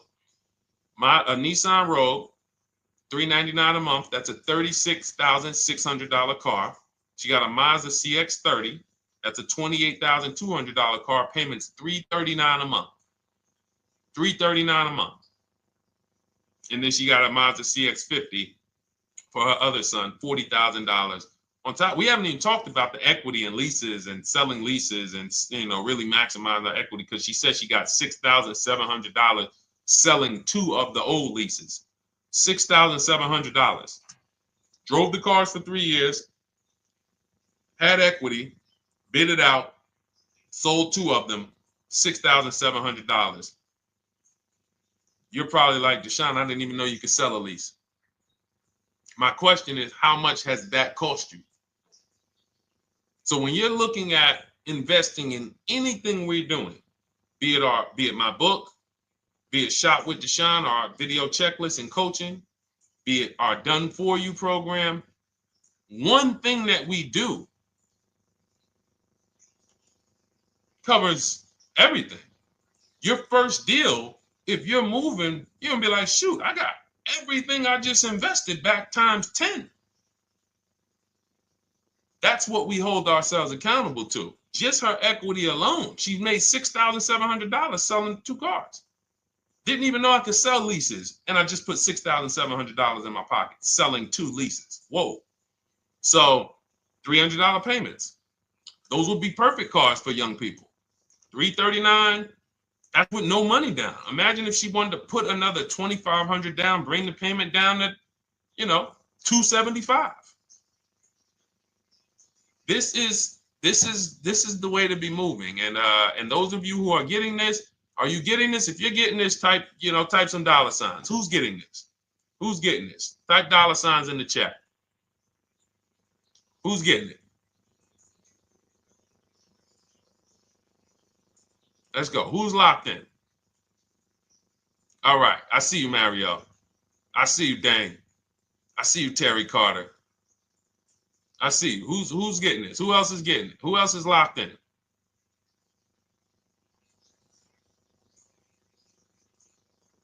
A lot of y'all on here. Listen. I see you, DJ and Nice. I see you, Arms Reach. And I can tell the people that's locked in because they be like, all right, Deshone, you said you're here for 90 minutes. I know we got about 3 minutes left. I mean, I'm hanging for this whole thing. I don't want to miss anything. Shout out to the people that are locked in. All right. Go ahead, Dolan. Should the out-the-door price include your trade? First of all, that's a curse word. All right, we're going to go back to that because I got out of saying that for a while. We do not trade cars. So you probably just popped in maybe about 30 minutes ago on the stream. We were talking about the 3 pillars of great car deals: who you buy your car from, who you sell your car to, who you get your loan from. You in order to get a great deal, a below market deal, you must get a great deal from each one, which means you bid out each one. I bid out, got multiple offers for who I was going to buy my car from. I got multiple offers for who I was going to get my loan from. I got multiple offers for who I was going to sell my car to. I bid out everything, therefore I got my great deal. If you bid out this, but you don't bid out this, and somebody you get an interest rate of 7.1 when you could have got an interest rate of 5.2, you lost $2,000. Depending on the cost of your loan, how much you're financing, you lost $2,000. Yeah, you did a bid on who you bought the car from, or you didn't bid out your trade, therefore you didn't find the highest bidder. You traded your car for 14. Another bidder would have paid you 18. You lost $4,000. So you got to bid out everything. That's why we do not trade. The only people that have to trade are people with a lot of negative equity who can't pay off the difference. And that's why I am the reason for negative equity is not understanding leasing. You buy your cars, take out loans, switch the car. Negative equity. It's literally the reason for negative equity is I should have leased, but I didn't. Now I have negative equity because I'm replacing this car with a loan still on it. So out the door price will not include your other car. And if I was trading a car, then yes, the out the door price would include the trade. But because we do not trade cars, our out the door prices don't include the trade. Let me show you an example of what our out the door prices look like. So these are some spreadsheets for our Done For You program where we shop for clients. You can see here, this is we shop for a Subaru for this particular client. In this case, look, and you can see the MSRPs for this car is an inexpensive car, $27,000, $26,000. Look at the out the door prices, 29, 30, 30, 29, 29. These are all out the door prices with the taxes and fees. So you can see these dealers are giving either no discount or a little discount. 27 out the door price is 30,000. But look at the winner. Look at the winner. This particular dealer won the bid at this particular time They're not going to win the bid all the time. In this particular case, they needed the unit. $27,900 is the MSRP. Out the door price is $27,463. The out the door price is lower than the MSRP. How? Because they took off almost $4,000 in discounts. Almost $4,000 in discount. So every time you shop for your used cars or new cars, this is how you should be shopping. If you're not leasing, this is how you should be shopping. I'm getting multiple offers, out the door prices, comparing who gave me the best offer. Who gave me the best offer? Oh, look, Daniel Thompson said, D, I'm bidding out to sell my car and got a $4,000 swing from the lowest to the highest bid. This is the people who you listen. If I can bring them on and have them talk, they would be talking to y'all about how different this is. I didn't bring you here on a Tuesday afternoon, or you're not watching this. If you're watching the replay later on Tuesday, or maybe, Wednesday morning, we go live at 12 noon, Monday through Thursday. So we replay the show just for everyone who missed it. You can send all your friends, family, go to Deshone the Auto Advisor's pages, watch the replay from today's show. But they know this is, I didn't bring you here to talk to you about hundreds of dollars. We are talking thousands of dollars at all times. There is never anything that we talk about that is hundreds. Let someone else talk to you about how you can save a couple hundred more per month. We might be talking about hundreds per month. That might be the only time we're talking about hundreds, $200 per month. But other than that, which equals thousands. We're not here to figure out how we're going to save $50 this month. No, this is big, huge money. So thank you, Daniel. Thank you for tapping in with that information. So, all right, listen, guys. Everything we teach is in a step-by-step format, because when it's not step-by-step, you'll get overwhelmed. When it's step-by-step, you can challenge yourself to stay right on this step, check it off, move to the next step. Check it off, move to the next step. Step 7 in our Cars from Home process is delivery. Step 6 is paperwork. Step 1 is the most important question, which is the 8-year rule. It's literally called the most important question. 8-year rule. How many years are you keeping the next car? Step 2 is the equity assessment. That's why you heard Wendell in his book testimonial. He said, I just completed the equity assessment and we got 30% more than the book value. Bidding it out. He said, I'm about to move to the next step. So everything we teach is step. Step 3 is deal structure, where we budget and we see, all right, how much car can we afford? What does a good deal look like? Step 4, we go shopping, which is choosing what we want. Shopping, looking, doing. We're not buying it. We're shopping the market. We're test driving. We are literally choosing what we want. Shopping, enjoying shopping. Step 5 is multiple offers. That's when we're in talking to dealers online, getting offers, getting bids. Step 6 is paperwork and protection to make sure that the offer we got is legit. We tied it up. Paperwork is right. We go over extended warranties, tire and wheel, maintenance plans. Do we need them? Key protection. Do we need any of this stuff?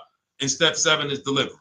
It is a step-by-step path. That is how people win. They're not coming into some college to learn how to be a car salesman or to learn everything I know. No, it's a path.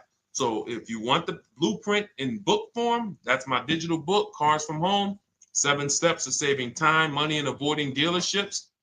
Normally $97, part of our 30-minute welcome offer. You can get yours for $24 in my TikTok bio, Instagram bio, the YouTube comments, and the Facebook comments. Click those links and then click the special $24 welcome offer. It's good for 30 minutes. And you'll save 75%. If for those of you who are like, Deshone, what about that video checklist? That is our Shop Done With You program. Cars from Home, done with you. You get lifetime access to everything we teach, all our below market videos, and it's short videos. I want you guys getting cars in 90 minutes. 90 minutes. Not shopping. The shopping might take you longer. Deciding what you want, you might be doing that for 2 months. But once you decide what you want, I want you to be able to get below market deals in 90 minutes. That's how I do it. We're not hours and hours to get these car deals. Some of these deals we make in literally 45 minutes over a 3-day period. So that is how we do it. And you'll have access to our coaching program. We do Zoom calls twice a month, first and third Wednesday. And you have a Facebook group with 1,600 people in it that have come before you in the last 3 years. And then for those of you who qualify for shop with done for me, just do it for me, Deshone. New cars, new cars and leases only. Credit score has to be over 670 FICO. Book a call with our team. Let's see if we can help you. All of those have welcome specials. The book is 75% off welcome special. Shop with Deshone is $200 off welcome special for 48 hours. And done for you is $300 off for 72 hours. All welcome specials for people to say, all right, I'm taking action. I'm going to take advantage of a lower investment for taking action immediately. And for those of you who you're still new here, you're like, Deshone, I like the information, but I need to get, can I get some free advice first? Let me test out some free advice. You can, of course, go download our cheat sheets, and that's there as well. All of that is in the Cars from Home Toolkit. So always a pleasure. We will be back tomorrow, 12 noon. Please mark your calendars, tell your friends, bring a friend, and we'll continue to, we'll continue to do what we do and try to make sure you guys have everything you need to win every car you get. I want you sending pictures with the numbers. You know you've done it right when every car you get, you have pictures with the numbers. You know people who purchase cars all the time, all post their pictures. Hey, had to upgrade. Oh, just got this. Hey, had to treat myself. Oh, watch it now. But you never see the numbers because they really are not confident in the numbers. They don't want to talk about the numbers. Everybody who shops with us, whether you're getting our book, whether you're using our stuff, and sometimes people who they piece together my social media videos and they'll get it done. But they are sending the numbers. Look at what I paid for this car. Not only did I get a great car, but look at the deal I got on the car. That's when you know, all right, you understand this thing. All right, have a great day, y'all. See you tomorrow. And if you couldn't make the whole broadcast, feel free to watch the replay. We'll be replaying it throughout the day until tomorrow's show. All right, have a great day, y'all. Thank you. God bless you.